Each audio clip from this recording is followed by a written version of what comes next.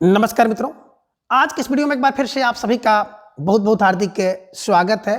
आज हम हिंदी साहित्य इतिहास के अंतर्गत आधुनिक काल में द्विवेदी युग के प्रमुख कवि एवं उनकी प्रमुख रचनाओं को अब तक के सबसे आसान ट्रिक की सहायता से याद करने का प्रयास करेंगे, जो कि हिंदी से संबंधित जितनी भी प्रतियोगी परीक्षाएं हैं, सभी प्रकार की प्रतियोगी परीक्षाओं की दृष्टिकोण से बहुत महत्वपूर्ण है।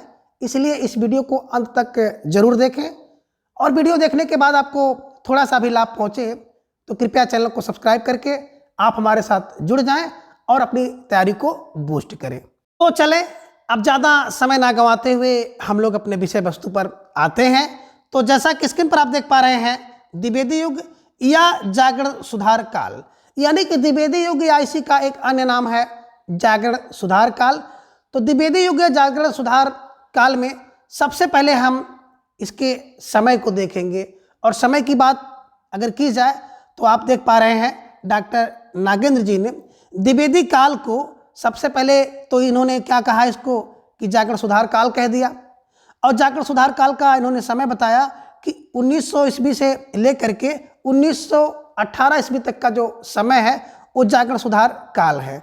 तो मुख्य चीज़ आप जान लीजिएगा कि डॉक्टर नागेंद्र जी ने द्विवेदी युग को क्या कहा, जागरण सुधार काल कहा। टाइम क्या बताया कि 1900 ईस्वी से लेकर के 1918 ईस्वी तक का जो समय है वो द्विवेदी युग यानी कि जागरण सुधार काल के अंतर्गत आता है। कैसे दिमाग में रखें, तो एक छोटा सा क्लिक बना लीजिएगा ना कि द्विवेदी में है ना, डॉक्टर ने क्या बताया कि द्विवेदी में भैया देखिए 1918 का अंतर है, 18-19 का अंतर है, 18-19 का या 19-18 का अंतर है। तो 19 का मतलब है कि 1900 ईस्वी से लेकर के 1918 ईस्वी तक का जो समय है वो जागरण सुधार काल के अंतर्गत डॉक्टर नागेंद्र जी ने रखा है। तो डॉक्टर नागेंद्र जी और द्विवेदी जी में कितना अंतर है, एक क्लू बनाइए कि डॉक्टर नागेंद्र जी और द्विवेदी में कितना अंतर है, बताए 1918 1918 19 का अंतर है, 1918 1918 1900 से 1918 1918 1918 का अंतर है। ठीक है ना, ऐसे दिमाग में बैठा लीजिएगा। ठीक है, आगे आचार्य रामचंद्र शुक्ल जी ने द्विवेदी युग को नई धारा यानी कि द्वितीय उत्थान के अंतर्गत रखा। नई धारा प्रथम उत्थान भारतेंदु युग था, नई धारा द्वितीय उत्थान जिसे आप देख पा रहे हैं द्विवेदी युग है।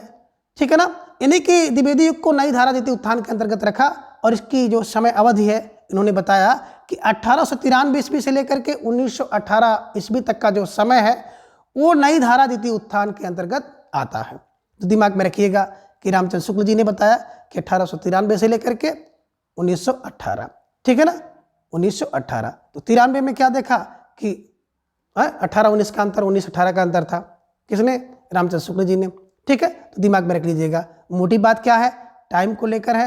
तो टाइम कहाँ से कहाँ तक, नागेंद्र जी ने बताया कि 1900 ईस्वी से लेकर के 1918 और रामचंद्र शुक्ल जी ने बताया कि 1893 से लेकर के 1918 तक। ठीक है ना, अंतिम समय दोनों लोगों ने 1918 ही माना है, लेकिन शुरुआत इन्होंने 1900 ईस्वी से माना है और इन्होंने 7 साल पहले कर दिया कि 1893 ईस्वी से। ठीक है, तो इसे दिमाग में रख लीजिएगा। द्विवेदी युग के कवियों के क्रम की बात करें तो द्विवेदी युग में ढेर सारे कवि हैं और उनका क्रम भी बहुत सारा बनेगा, तो सबको याद करना तो संभव नहीं बन पाता है। फिर भी द्विवेदी युग के जो प्रमुख कवि हैं, जहां से आपकी परीक्षा में प्रश्न पूछे जाते हैं, तो उन सभी कवियों को हम लोग ट्रिक की सहायता से याद करने का प्रयास करेंगे। बात करें ट्रिक की, तो ट्रिक कुछ इस प्रकार से है कि ट्रिक क्या है, नथ धर, यानी कि नथ को धारण करके कौन, महावीर कहा जाते हैं, हरि के पास गए। तो नथ को धारण करके महावीर हरि के पास गए और हरि की राय से क्या करते हैं, रामचरित गाते हैं। और जब रामचरित उन्होंने गाया तो क्या हो गया, जिससे मिथिला नरेश खुश हो गए। तो दिमाग में रख लीजिएगा। और इसी ट्रिक से हम लोग क्या करेंगे, जितने महत्वपूर्ण कवि हैं उन कवि को याद करेंगे। अब देखिए आपने क्या देखा ट्रिक में कि नथ धारण करके, नथ फार नाथूराम शर्मा शंकर, है ना। धर माने श्रीधर पाठक, तो नथ धर कौन, महावीर से हो जाएगा महावीर प्रसाद द्विवेदी। कहाँ गए, हरि के पास गए, तो हरि से हो जाएगा हरिऔध। ठीक है ना। अब हरि की राय से क्या होता है, राय फार राय देवीपुर सिंह। क्या, हरि की राय से रामचरित गाया, यानी कि रामचरित उपाध्याय, और गाया से हो जाएगा गया प्रसाद शुक्ल स्नेही। ठीक है ना। अब रामचरित गाया तो क्या हो गया, मिथिला नरेश खुश हो गए। मिथिला मतलब मैथिली चरण गुप्त और नरेश मतलब राम नरेश त्रिपाठी। तो एक ट्रिक दिमाग में 2-3 बार आप रखिएगा, आसानी से याद हो जाएगा। क्या कि नथ धर कर, है ना, नथ को धारण करके कौन, महावीर किसके पास, हरि के पास गए और हरि की राय से उन्होंने क्या किया, राम का चरित गाया। और जब राम का चरित गाया तो मिथिला के नरेश क्या हो जाते हैं, खुश हो जाते हैं। बस दिमाग में रख लीजिएगा, ठीक है। अब देखिए बात करें नाथूराम शर्मा शंकर की, तो नाथूराम शर्मा शंकर जी का जो जन्म हुआ 1859 ईस्वी में हुआ और 1932 में इनका देहावसान भी हुआ। तो कैसे दिमाग में रखें, तो देखिए कोई नाथू है वो क्या करता है, बताए सर 59 मिनट में 32 बार शंकर का नाम लेता है। 59 मिनट में 32 बार किसका, शंकर का। कौन, नाथू। नाथू क्या करता है कि 59 मिनट में 32 बार शंकर का नाम लेता है। तो 59 मतलब 1859 में जन्म हुआ, 32 बार लेता है, इन्हीं की 1932 में इनकी मृत्यु हुई है, ठीक है। आगे है श्रीधर पाठक, और पाठक की बात करें तो यहाँ से ले लेंगे पाठक। पाठक क्या करता है, 59 मिनट में कितना बोले सर, 28 पेज, है ना। कोई पाठक है जो खूब पढ़ता है ना, पढ़ाकू टाइप का व्यक्ति है, तो क्या करता है वो 59 मिनट में 28 पृष्ठ पढ़ लेता है, 28 पेज पढ़ लेता है, ठीक है।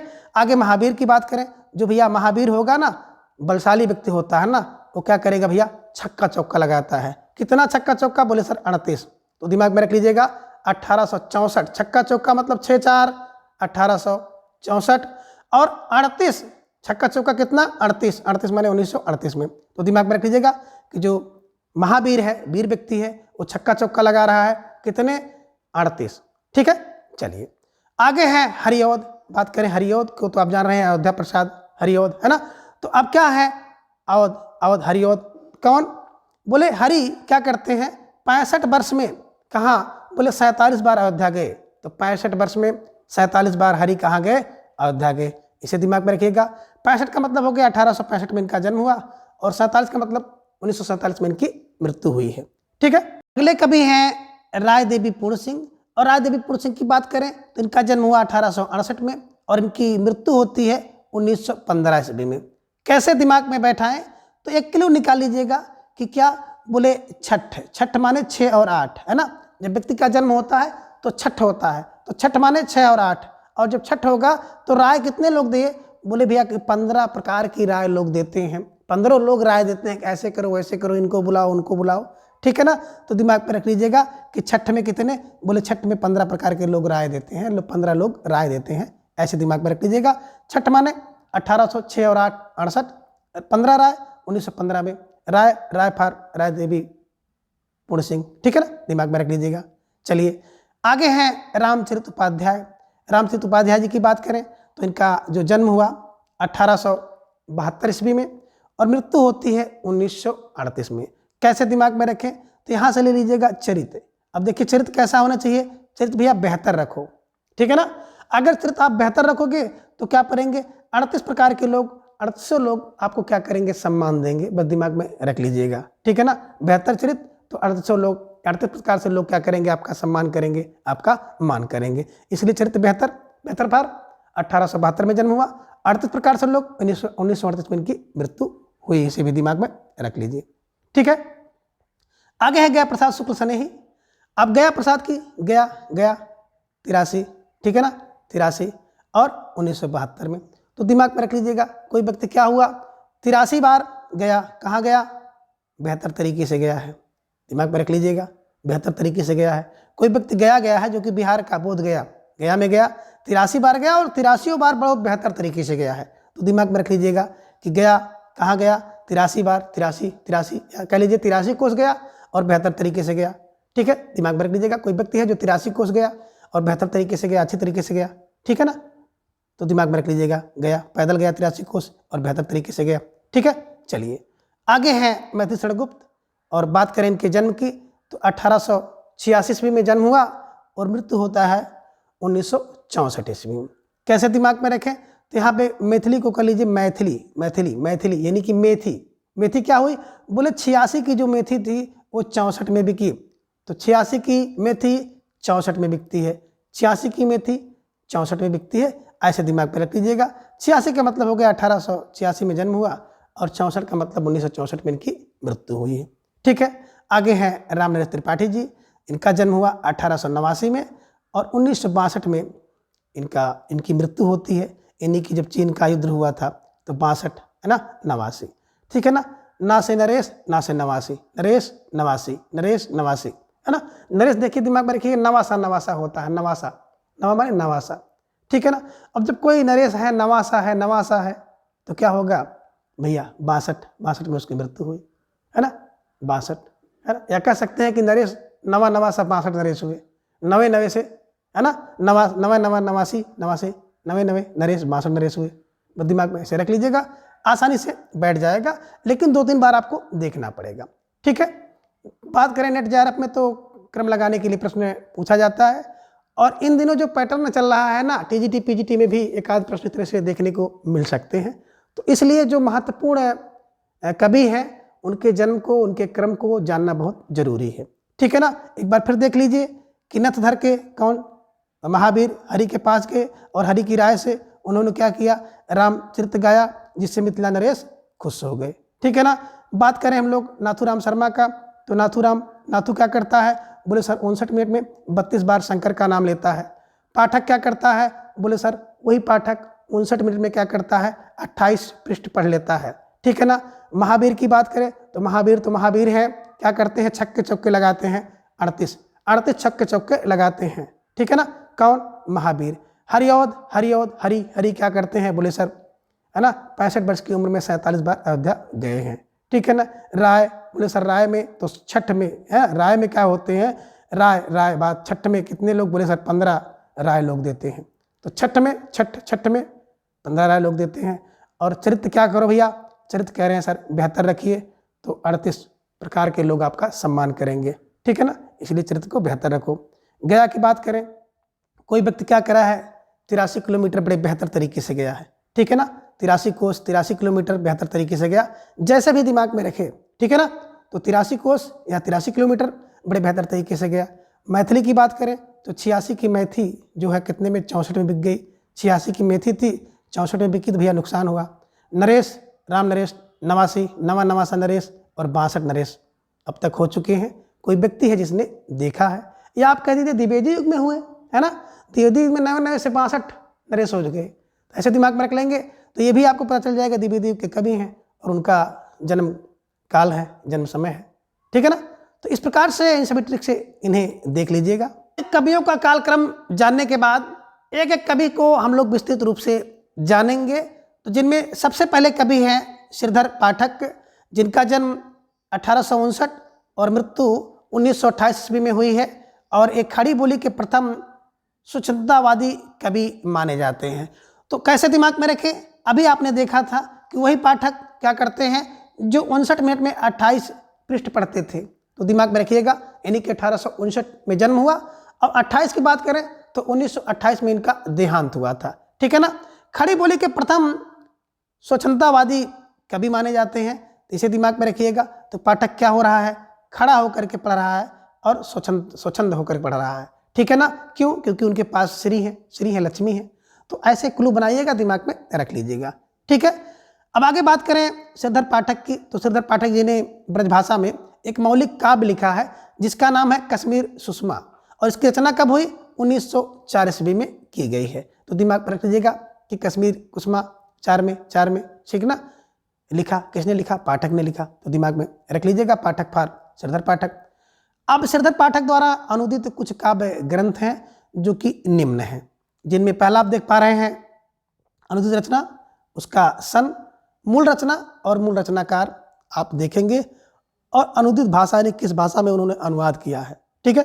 चलिए सबसे पहले आप देख पा रहे हैं गणेरिया और दार्शनिक, यानी कि गणेरिया और दार्शनिक की बात करें, एक अनुदित रचना है। शेफर्ड एंड फिलासफर मूल रचना थी, यानी कि शेफर्ड एंड फिलासफर जो मूल रचना थी, इसका इन्होंने अनुवाद किया गणेरिया और दार्शनिक नाम से, जो कि रचना किसकी थी, ग्रे की थी। तो दिमाग में रख लीजिएगा, कैसे दिमाग में रखेंगे, गा से गणेरिया क्या करता है, बड़ा सफर्ड करता है, और गा से ग्रे, तो ग्रे है, गणेरिया सफर्ड करता है, ग्रे माने ग्रीन घास के लिए संकर करता है ना, क्योंकि अपने भेड़ को क्या खिलाएगा, ग्रीन घास खिलाएगा। तो 1 किलो बना लीजिएगा कि गणेरिया है ना सफर्ड करता है, ग्रे माने ग्रीन घास के लिए सफर करता है ना, बड़ा संघर्ष करता है। तो दिमाग में रख लीजिएगा कि गणेरिया और दार्शनिक की कहानी। और वैसे भी आप जान रहे हैं कि गणेरिया को सफेद कहा जाता है और दार्शनिक को फिलासफर कहा जाता है, तो उसी का उन्होंने अनुवाद कर दिया इसी शीर्षक से, गणेरिया और दार्शनिक शीर्षक से, जो कि ग्रे की रचना थी।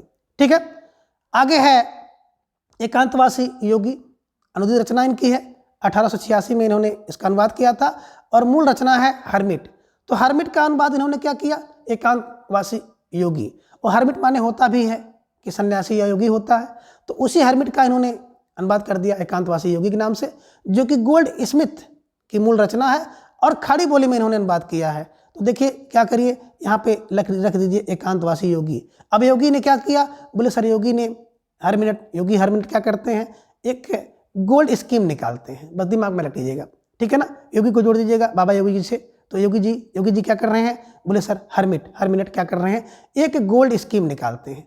स्कीम मतलब स्मिथ को स्कीम कर लीजिएगा, गोल्ड स्कीम निकालते हैं, ठीक है ना। तो दिमाग में रख लीजिएगा क्या हो गया, बोले सर योगी माने एकांत योगी, हर मिनट क्या करते हैं, गोल्ड स्कीम निकालते हैं, यानी कि गोल्ड स्मिथ की रचना है और खड़ी बोली में इसका इन्होंने अनुवाद किया। ठीक है, आगे है उजड़ ग्राम, अनुवाद इन्होंने किया है किसका, डेजर्ट विलेज का। अब विलेज को आप जान ही रहे हैं, विलेज माने गांव होता है, ग्राम यहाँ पे कर दीजिए डेजर्ट विलेज, ठीक है ना, यानी कि उजड़ ग्राम नाम से इन्होंने किया, 1889 में किया। किसका है, गोल्ड स्मिथ की है। किस भाषा में, ब्रज भाषा में किया है।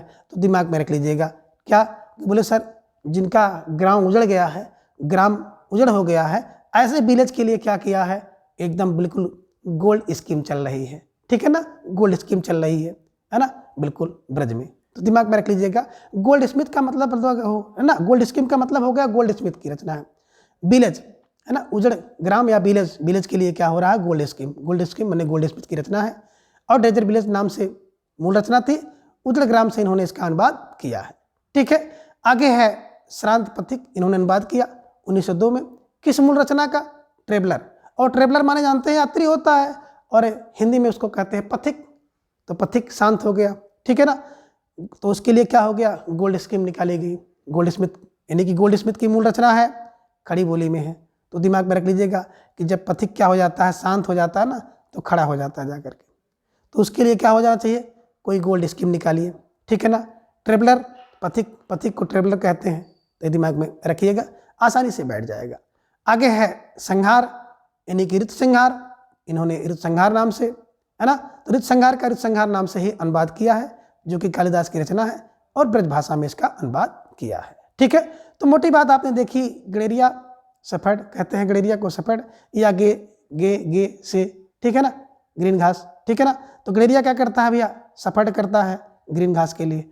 एकांतवासी योगी ने क्या किया, हर मिनट में क्या किया, एक है ना गोल्ड स्कीम निकाली है, ठीक है, खड़ी बोली में, ठीक है ना। उजड़ ग्राम है ना, यानी कि डेजर्ट विलेज, उजड़ ग्राम या विलेज के लिए क्या होगा, गोल्ड स्मिथ निकाली गई ब्रज भाषा में, ठीक है ना। श्रांत पथिक क्या हो जाता है, ट्रेवलर है, ट्रेवलर करते हुए, पथिक क्या हो, ट्रेवलर करते हुए शांत हो जाता है, तो उसके लिए भी गोल्ड स्कीम निकाली गई खड़ी बोली में। ऋतु संहार और कालिदास की रचना है, ब्रज भाषा में लिखा गया है। ठीक है, अब इन सब रचनाओं को कैसे देखें कि किन किन रचनाओं का श्रीधर पाठक जी ने अनुवाद किया है। तो एक क्लू निकाल सकते हैं, क्या क्लू है कि गणेरिया क्या है, गणेरिया एकांत में, है ना, एकांत ग्राम में क्या कर रहा है, पथिक का संहार देख रहा है।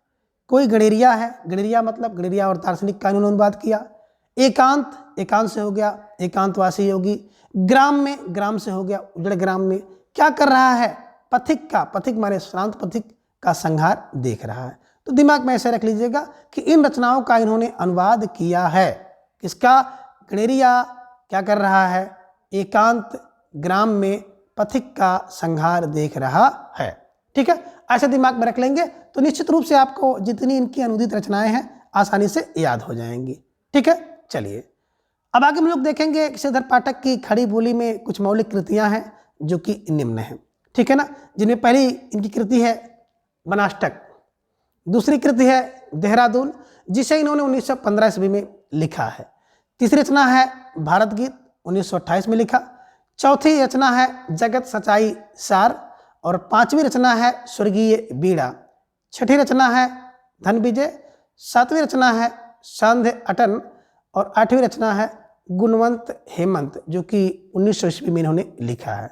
अब इन सभी रचनाओं को कैसे दिमाग में रखें, तो दिमाग में रखने के लिए क्लू बनाना पड़ेगा कि श्रीधर पाठक क्या करते हैं, है ना। एक क्लू आप निकालेंगे और उस क्लू की सहायता से आप दिमाग में रख पाएंगे।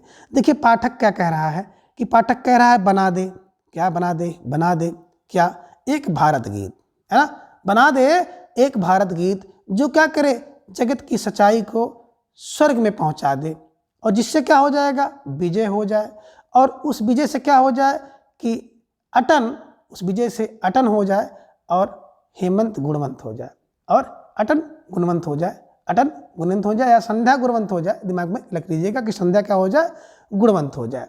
ठीक है, कौन, पाठक कह रहे हैं कि भैया देखो एक काम करिए, है ना, बना दो, बना दे क्या, एक भारत गीत, एक भारत गीत बना दीजिए जो जगत की सच्चाई को क्या करे, स्वर्ग में पहुंचा दे, और स्वर्ग में पहुंचा कर क्या करे, विजय करा दे, और विजय कराने के बाद क्या कर दे, संध्या को गुणवंत कर दे। इन्हीं की जो संध्या है ये संध्या गुणवंत हो जाए, गुणों से युक्त हो जाए। तो बस दिमाग में रख लीजिएगा, बना दे, बना माने बनाष्टक, दे माने देहरादून, एक गीत का कोई मतलब नहीं है, एक भारत गीत माने भारत गीत इनके द्वारा लिखी गई, जो क्या करे, जगत की सच्चाई, जगत सच्चाई सार, है ना, स्वर्ग में पहुंचा दे, स्वर्गीय बीड़ा, जिससे क्या हो जाए, विजय हो जाए, विजय माने धन विजय हो जाए, और क्या हो जाए, संध्या गुणवंत हो जाए, तो संध्य अटन, सांध्य अटन, और गुणवंत हेमंत इनके द्वारा लिखी गई रचनाएं हैं। तो बस दिमाग में ऐसे रख लीजिएगा कि बना दे एक भारत गीत जो जगत की सच्चाई को स्वर्ग में पहुंचा दे, विजय को करा दे, और सांध्य को क्या कर दे, गुणवंत कर दे। बस दिमाग में ऐसे रख लेंगे तो आसानी से याद हो जाएगा कि श्रीधर पाठक द्वारा लिखी गई ये सब मौलिक रचनाएं हैं। ठीक है, चलिए अब श्रीधर पाठक द्वारा ब्रजभाषा में रचित कुछ मौलिक काव्य हैं जो निम्न हैं, जिनमें आपने अभी देखा था कश्मीर सुषमा 1904 में, और मनो विनोद 1882 में। ठीक है ना, तो दिमाग में रख लीजिएगा। कैसे रखेंगे, तो एक क्लू बना दीजिएगा कि श्रीधर क्या करते हैं, आप दिमाग में रखिएगा श्रीधर, या कह लीजिए पाठक क्या करता है, बोले कश्मीर की सुषमा में मनोविनोद करता है। कोई पाठक है वो पढ़ रहा है और पढ़ते समय क्या कर रहा है, कश्मीर की सुषमा में उसका मन विनोद कर रहा है। तो पाठक का मन क्या कर रहा है, कश्मीर की सुषमा में मनोविनोद कर रहा है। तो पाठक का मन कश्मीर की सुषमा में मनोविनोद करता है, पाठक कश्मीर की सुषमा में मनोविनोद करता है। ऐसे दिमाग में रख लीजिएगा, आसानी से याद हो जाएगा। ठीक है, आगे श्रीधर पाठक ने एकांतवासी योगी की रचना लवनी या ख्याला शैली में की है, तथा श्रांत पथिक की रचना रोला छंद में की है। तो बात दिमाग में रखिएगा, श्रीधर पाठक ने क्या किया, एकांत योगी की रचना लवनी या ख्याला शैली। तो देखिए जब हम लोग एकांत में बैठे रहते हैं ना, तो क्या आता है, ख्याल आता है, और जब ख्याल आता है तो लवनी हम लोग लिखते हैं। तो दिमाग में रख लीजिएगा कि व्यक्ति क्या हो जाता है, जब एकांत में बैठता है तो उससे ख्याल आता है, नहीं ख्याला शैली, और ख्याल आता है तो बड़ा लवली आता है, लवली ख्याल आता है, प्यारा ख्याल आता है। तो बस दिमाग में रख लीजिएगा कि एकांत में बैठे हुए योगी को क्या हो गया, ख्याल आया, तो उसने लावनी लिख दी। ठीक है ना, और शांत पथिक, जब पथिक यात्रा करके शांत हो जाता है ना, तो बिल्कुल रोला एकदम बिल्कुल रोला सा दिखाई देता है, रोया दिखाई देता है। बस दिमाग में रख लीजिएगा कि रोला छंद में इन्होंने लिखा है। कभी कभी प्रश्न बन जाते हैं। ठीक है, चलिए आगे है श्रीधर पाठक द्वारा खड़ी बोली में रचित प्रथम कविता जिसका नाम है गुणवंत हेमंत। ठीक है ना, देखिए खड़ी बोली में श्रीधर ने पहली कविता ऐसा लिखा जो बड़ी गुणवंत हुई, है ना। तो पहली कविता खड़ी बोली में श्रीधर पाठक की पहली कविता खड़ी बोली की बड़ी गुणवंत हुई, गुणवंत फार गुणवंत हेमंत। और कह रहे खड़ी बोली का प्रथम जो पुस्तक है एकांतवास योगी, है ना। तो दिमाग में रखिएगा पाठक ने क्या किया कि पहली कविता जो लिखा वो पहली कविता खड़ी बोली की बड़ी गुणवंत हो गई, और जो खड़ी बोली की पहली उन्होंने पुस्तक लिखी उसको एकांत में पढ़ी, किताब पुस्तक जो लिखी एकांतवास योगी, है ना, आप कह सकते हैं एकांतवास योगी को दे दिया।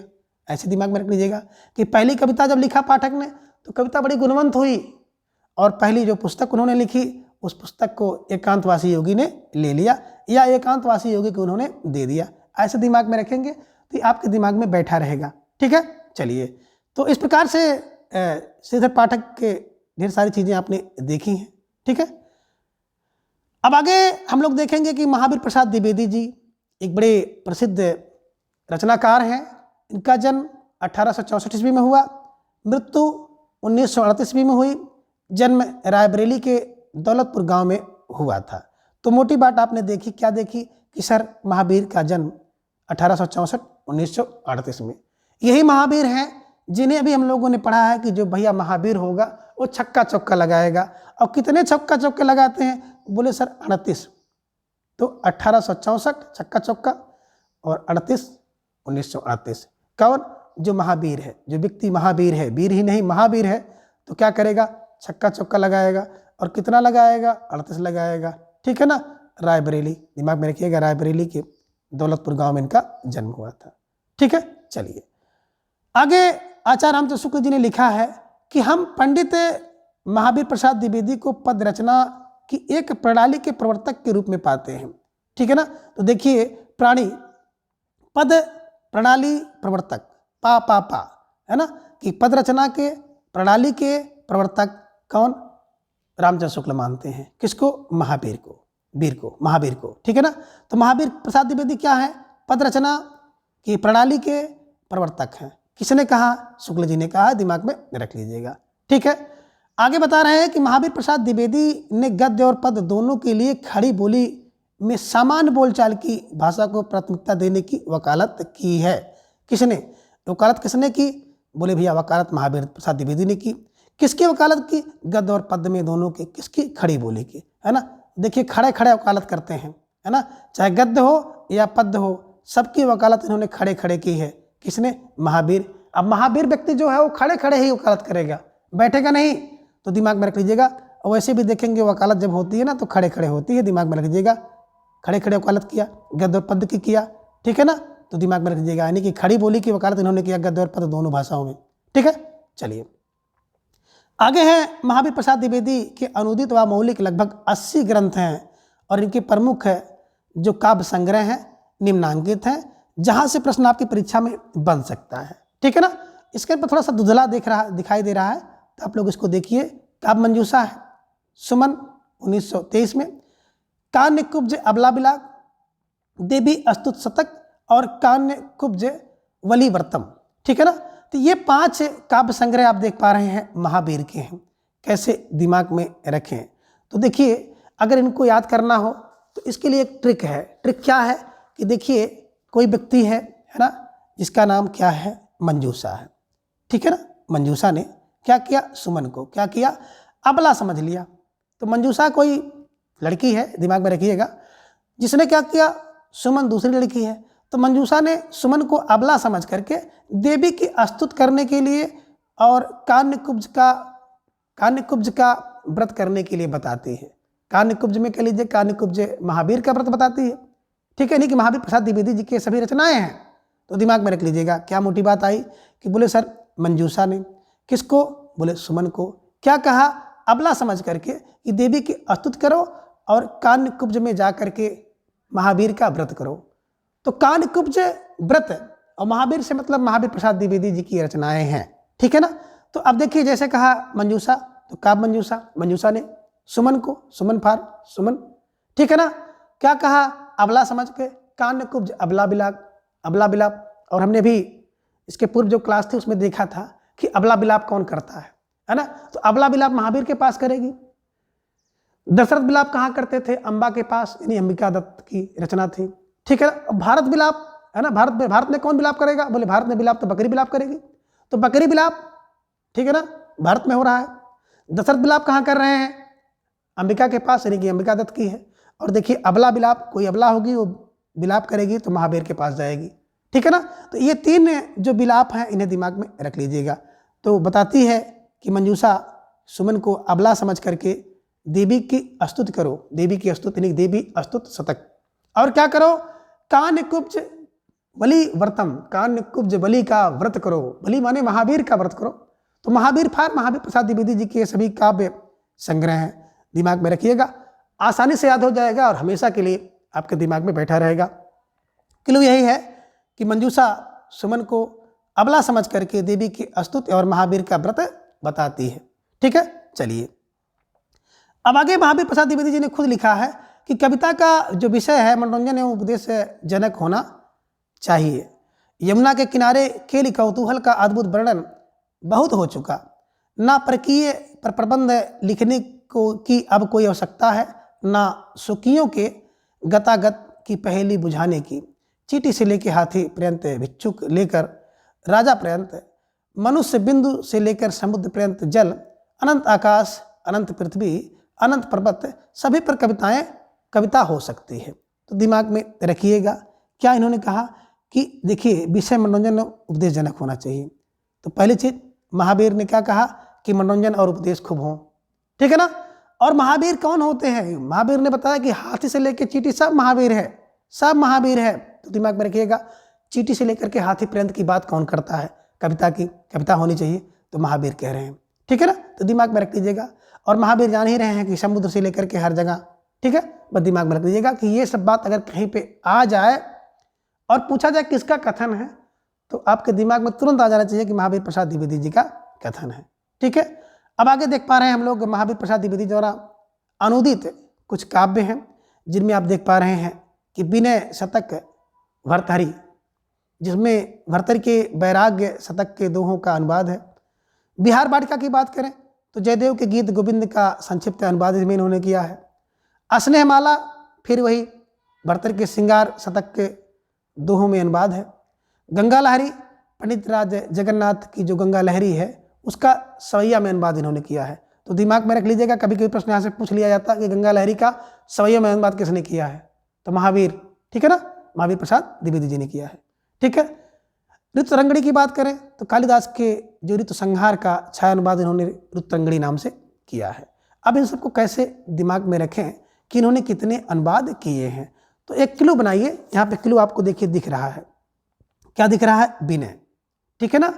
अब विनय क्या कर रहे हैं? बिहार की वाटिका में क्या कर रहे हैं? स्नेह की लहर क्या है? तरंग ले रही है।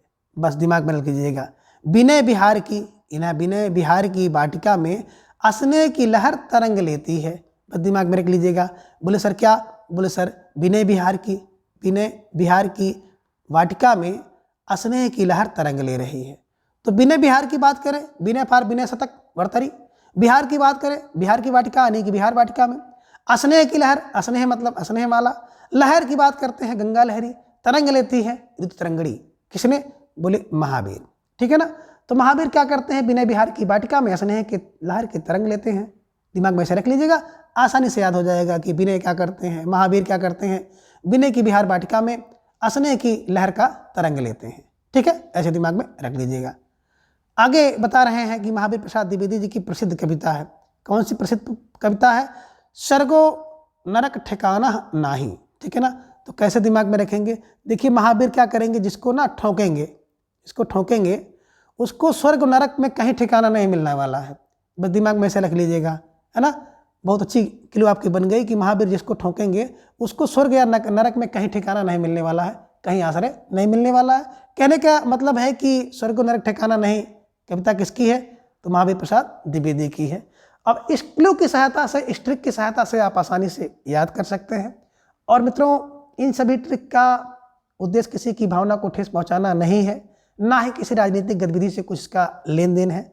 बस मिर्च मसाला लगाकर हम लोग किसी भी रचना को अगर याद करते हैं तो आसानी से याद हो जाता है, और यही एकमात्र उद्देश्य हमारा चल रहा है। हम लोग अयोध्या सिंह उपाध्याय हरिऔध बात करें। अयोध्या सिंह उपाध्याय हरिऔध जी, तो अयोध्या सिंह उपाध्याय हरिऔध जी बहुत महत्व रखते हैं, और कोई भी ऐसी परीक्षा नहीं है जिस परीक्षा में इनसे संबंधित प्रश्न ना पूछा जाता हो। तो इसलिए आप इन्हें जो है बहुत गंभीरता से लें। अब बात करें अयोध्या सिंह उपाध्याय हरिऔध की, तो इनका जन्म समय जो है 1865 ईस्वी में इनका जन्म होता है। 1927 ईस्वी में इनका देहांत होता है, और डॉक्टर गणपत चंद्र गुप्त जी ने इन्हें आधुनिक युग का सूरदास कहा है। तो मोटी बात दिमाग में रखिए, जन्म समय, हाँ सर, जन्म समय 1865, मृत्यु समय 1947 में गणपत चंद्र गुप्त जी ने इनको क्या कहा? आधुनिक युग का सूरदास कहा है।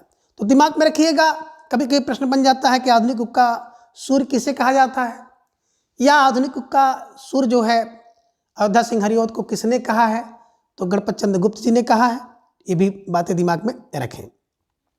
अब देखिए 1865 और 1947 को कैसे दिमाग में रखा जाए। तो जन्म की बात आती है तो रखिएगा, कौन? बोले हरिऔध, कितना? बोले 65 वर्ष में, 65 वर्ष की उम्र में कितनी बार? बोले 47 बार अयोध्या गए हैं। कौन? बोले कि हरिऔध कितनी? बोले सर 65 वर्ष की अवस्था में 47 बार अयोध्या गए हैं। तो 65 का मतलब हो गया 1865 में जन्म होता है, 47 बार अयोध्या गए हैं, यानी कि 1927 ईस्वी में इनका देहांत हुआ है। ठीक है ना। और अयोध्या की बात आप जान ही रहे हैं कि अयोध्या सिंह उपाध्याय हरिऔध। ठीक है ना। तो कौन? बोले हरिऔध कितनी? बोले 65 वर्ष की उम्र में 47 बार अयोध्या गए हैं। ठीक है। चलिए अब आगे हरिऔध जी ने 3 प्रबंध काव्य लिखे हैं जो निम्न हैं। तो यहाँ पर आप देख पा रहे हैं प्रबंध काव्य, और उसके बाद ईस्वी सन और सर्ग, फिर विषय वस्तु। बात करें पहला जो इनका प्रबंध काव्य है वो है प्रिय प्रवास। प्रिय प्रवास का जो प्रकाशन वर्ष है 1914 ईस्वी में, 17 सर्ग हैं। कृष्ण के बचपन से लेकर मथुरा प्रस्थान तक का वर्णन इसमें किया गया है, तो इसे दिमाग में रखें। पारिजात की बात करें तो पारिजात 1937 में 15 सर्ग है। आध्यात्मिक एवं धार्मिक विषयों का वर्णन इसमें देखने को मिलता है। वैदेही वनवास 1941 में 18 सर्ग में रचित है, और इसमें राम जी द्वारा सीता के जो निर्वासन की कथा वर्णित है। ठीक है ना। अब इन सबको कैसे दिमाग में रखें? तो सबसे पहली बात तो यही है कि चूंकि ये तीनों प्रबंध काव्य हैं, तो इसे दिमाग में हमेशा के लिए बैठा लीजिएगा कि प्रबंध काव्य कौन? बोले प्रिय जात वनवास, प्रिय प्रिय फार प्रिय प्रवास, जात जात फार परिजात, वनवास फार वैदेही वनवास। तो प्रिय कहाँ? जात वनवास, प्रिय जात वनवास। अब कौन प्रिय? तो दिमाग में रख लीजिएगा कि अयोध्या का प्रिय है ना, अयोध्या का प्रिय, यानी कि अयोध्या के प्रिय थे राम ना। तो दिमाग में बैठा लीजिएगा कि अयोध्या का प्रिय कहाँ? जात वनवास, वनवास जा रहे हैं। तो क्या करो? तो भैया कुछ प्रबंध करो, है ना। जब जा रहे हैं तो कुछ प्रबंध आपको करना पड़ेगा, गाड़ी वगैरह का, साधन वगैरह का। और नहीं तो अगर प्रिय जब चला जाएगा तो अयोध्या के लिए आप लोग प्रबंध कर लीजिए। तो प्रबंध फार प्रबंध काव्य हैं। कौन? बताए सर कि अयोध्या का जो प्रिय है वो जात वनवास, अयोध्या का प्रिय वनवास जा रहा है, तो क्या करो? तो प्रबंध कर लीजिए। ठीक है ना। प्रबंध माने प्रबंध काव्य हो गया। अयोध्या का मतलब अयोध्या सिंह उपाध्याय हरिऔध जी की ये तीनों प्रबंध काव्य हैं। हमेशा के लिए दिमाग में आप बैठ जाएगा कि अयोध्या का प्रिय कहाँ? वनवास, अयोध्या का प्रिय जात वनवास, प्रिय जात वनवास। ठीक है। चलिए, या ये भी कह सकते हो कि अयोध्या से प्रिय जात वनवास। ठीक है। जैसे भी दिमाग में बैठ जाए उसे आसानी से दिमाग में बैठाने का प्रयास करिएगा। और इन सभी ट्रिक का उद्देश्य किसी की भावना को ठेस पहुंचाने का नहीं है, ना ही किसी राजनीतिक गतिविधि से कुछ इसका लेन देन है, बस आसानी से आपके दिमाग में बैठ जाए। इसलिए थोड़ा सा हम लोग मिर्च मसाला लगाते हैं ताकि जो भी आप याद करें हमेशा के लिए आपके दिमाग में अस्थायी रूप से बनी रहे। अब देखिए प्रिय प्रवास प्रबंध काव्य है। कब लिखा गया? 1914 में। कितने सर्ग हैं? 17 सर्ग हैं। अब दिमाग में रखिएगा। अब प्रिय प्रिय प्रिय का प्रवास हो रहा है, तो प्रवास कितने वर्ष के लिए? बोले 14 वर्ष के लिए वनवास हुआ था। दिमाग में रखिएगा राम का। यहाँ पे विषय वस्तु हटकर है कृष्ण के बचपन के मथुरा सब। ठीक है ना। तो दिमाग में रखिएगा कि प्रिय का प्रवास हुआ 14 वर्ष के लिए, और एक साथ हुआ था, तीनों लोग एक साथ गए थे ना। तो दिमाग में रख लीजिएगा कि जहाँ पे आपकी बात आ जाए प्रिय प्रवास की, तो 14 वर्ष के लिए, इन्हीं को 1914 में लिखा गया है। एक साथ हुआ है तो एक और साथ, इन्हीं की 17 उसमें सर्ग हैं। ये केवल याद करने के लिए है कि अयोध्या का प्रिय प्रवास 14 वर्ष के लिए एक साथ होता है। ठीक है ना। और कृष्ण के बचपन से लेकर मथुरा तक प्रस्थान का इसमें वर्णन है। ठीक है ना। चलिए आगे बात करें पारिजात की। तो पारिजात जाते हैं, है ना। कब? बोले तीनों एक साथ, तीनों साथ जाते हैं। अब 3 साथ आप जान रहे हैं, राम लक्ष्मण जानकी, है ना। तो 3 जाते हैं। जाते कैसे जाते हैं? बोले तीनों लोग एक साथ जाते हैं। ठीक है ना। और देखिए अब 15 कैसे दिमाग में बैठाएं? पा से पारिजात और पा से 15, पा फार पारिजात, पा फार 15 सर्ग इसमें है। ठीक है ना। और आध्यात्मिक एवं धार्मिक विषयों का इसमें वर्णन किया गया है, इसे ध्यान में रखिएगा। और वैदेही वनवास की बात करें तो 1941 में लिखा गया है, 18 सर्ग है, इसको भी आप जानते हैं। तो अब वैदेही का वनवास कब होगा? ठीक है ना। यानी कि जब प्रिय का प्रवास हुआ उसके बाद वैदेही का वनवास हुआ 41 वर्ष में। ठीक है ना। 41 वर्ष का मतलब 1941 में जब वैदेही मिथिला आती है। 1 किलो बनाइएगा मोटा मोटा कि मिथिला आती है तो उनकी उम्र उसमें कितनी हो जाती है? 41 ईयर की हो जाती है, 41 वर्ष की हो जाती है। तो वैदेही का वनवास कब होता है? 41 वर्ष में होता है। यानी कि प्रिय प्रवास का उल्टा कर दीजिएगा, प्रिय प्रवास का उल्टा क्या हो जाता है, 41 हो जाता है। और क्या होता है, एक ठी 18, एक 18, ठीक है ना, 18 सर्ग इसमें है। वर्णन किसका है कि राम जी द्वारा सीता जी का जो निर्वासन किया जाता है उसकी पूरी कथा इसमें वर्णित है। तो इसे दिमाग में रख लीजिएगा कि आपने देखा कि प्रिय का प्रवास 14 वर्ष के लिए एक साथ होता है। परिजात जाते तीनों कैसे हैं, तीनों साथ जाते हैं। और पाफार परिजात पाफार 15 सर्ग है। वैदेही का वनवास 41 वर्ष की उम्र में होता है। 1941 में क्या होता है, एक थे 18 सर्ग है, ठीक है ना। 17, 18, 15 दिमाग में रखिएगा, 17, 18, 15 या आप कर लीजिएगा कि 17, 15, 18, ठीक है, दिमाग में बैठाइएगा। 17 में कोई दिक्कतें नहीं, एक साथ जाते हैं, ठीक है ना। पाफार परिजात पाफार 15 कर लीजिएगा और वैदेही वनवास 1941 वर्ष में 18, ठीक है, 18 सर्ग उसमें है, ठीक है। चलिए अब आगे बात करते हैं हम लोग प्रिय प्रवास के बारे में। थोड़ी सी बातें हैं कि प्रिय प्रवास को खड़ी बोली हिंदी का प्रथम महाकाव्य माना जाता है, इसको प्रिय प्रवास को। और इसी प्रिय प्रवास का सर्वप्रथम नाम था ब्रजांगना विलाप। और यह संपूर्ण काव्य संस्कृत के वर्णवृत्त पर आधारित है। मोटी बात क्या, हाँ सर, मोटी बात यही है कि प्रिय प्रवास क्या है, खड़ी बोली का प्रथम महाकाव्य है, ठीक है ना। खड़ी बोली का प्रथम महाकाव्य प्रिय प्रवास। और किसने लिखा है, तो अयोध्या सिंह उपाध्याय हरिऔध, ठीक है ना। अयोध्या से प्रिय जा रहा है ना, दिमाग में रखिएगा। और प्रिय प्रवास का सबसे पहले जो इसका नाम था वो था ब्रजांगना विलाप। देखिए जब प्रवास होगा किसी का, प्रिय का होगा, तो लोग विलाप करेंगे, बस दिमाग में से बैठा लीजिएगा कि पहले विलाप होगा, ठीक है ना। तो ब्रजांगना विलाप। और संपूर्ण काव्य जो है संस्कृत के वर्णवृत्त पर आधारित है, इसे भी दिमाग में रखिएगा। अब आगे अयोध्या सिंह उपाध्याय श्री हरिऔध जी के प्रमुख काव्य ग्रंथ निम्नलिखित हैं, जिनमें पहला है कृष्ण शतक 1882 ईस्वी में, दूसरा है रसिक रहस्य 1899 ईस्वी में, तीसरा है प्रेमाबु वारिद, प्रेम अम्बु वारिद इसे कह सकते हो, 1900 ईस्वी में, प्रेम प्रपंच 1900 में, प्रेमाम्बु प्रश्रवण, प्रेम अम्बु प्रश्रवण कह सकते हो 1901 में, और प्रेमाम्बु प्रवाह, प्रेम अम्ब प्रवाह कह सकते हो 1901 में, चोखे चौपदे और चुभते चौपदे, है ना। तो चोखा चौपदा 1932 में और चुभते चौपदे 1924 में, पद प्रसून 1925 में, बोलचाल 1928 में, रस कलश 1931 में, फूल पत्ते 1935 में, कल्पलता 1937 में, ग्राम गीत 1938 में, हरिऔध सतसई 1940 ईस्वी में, और मर्म स्पर्श 1956 ईस्वी में। अब इन सबको कैसे दिमाग में रखें कि हमेशा के लिए आपके दिमाग में बैठ जाए। तो देखिए कुछ चीज़ें तो आपको यहाँ पर बैठानी पड़ेगी, जैसे हरिऔध का कृष्ण शतक, किसका कृष्ण शतक देखना है तो अयोध्या में देखो, अयोध्या पर अयोध्या सिंह उपाध्याय हरिऔध, ठीक है ना, हरिऔध अयोध्या कृष्ण शतक अयोध्या में, रसिक रहस्य अयोध्या में, ठीक है ना, रसिक का रहस्य कहाँ पर, अयोध्या में है। प्रेम अम्बु बारिद कहाँ पे होगी, तो प्रेम अम्बु की बारिद अयोध्या में, प्रेम प्रपंच अयोध्या में, प्रेमाम्बु प्रश्रवण, प्रेम अम्ब प्रश्रवण कहाँ, अयोध्या में, ठीक है ना, और प्रेमाम्बु प्रवाह, प्रेम अम्ब प्रवाह कहाँ पर, अयोध्या में, ठीक है।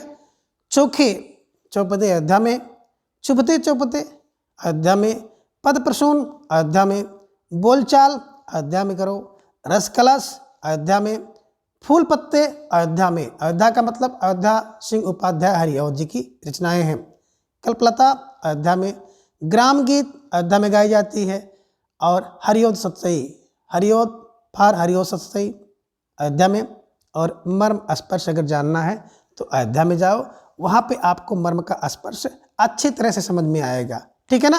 तो इन सब चीज़ों के जो आपने देखा कि प्रमुख काव्य हैं, इसके साथ आप अयोध्या लगा दीजिएगा, आसानी से दिमाग में बैठ जाएगा। और कभी कभी एक क्लू और आप बना लीजिएगा जिसमें कुछ इनके काव्य आ जाते हैं, जिनमें हम लोग कहते हैं ना कि अयोध्या के प्रिय पद, अयोध्या के प्रिय पद, है ना। तो अयोध्या के प्रिय पद क्या होते हैं, चोखे और चुभते हैं, ठीक है ना। कब, बोले बोलचाल में, तो एक रचना बोलचाल इनकी हो जाएगी बोलचाल में। जिसका रस, रस फार रस कलस कौन लेती है? वैदेही लेती है, तो वैदेही फार वैदेही वनवास हो जाता है। ठीक है ना। ये महत्वपूर्ण रचनाएं हैं कि अयोध्या के प्रिय पद चोखे और चौपदे लगते हैं।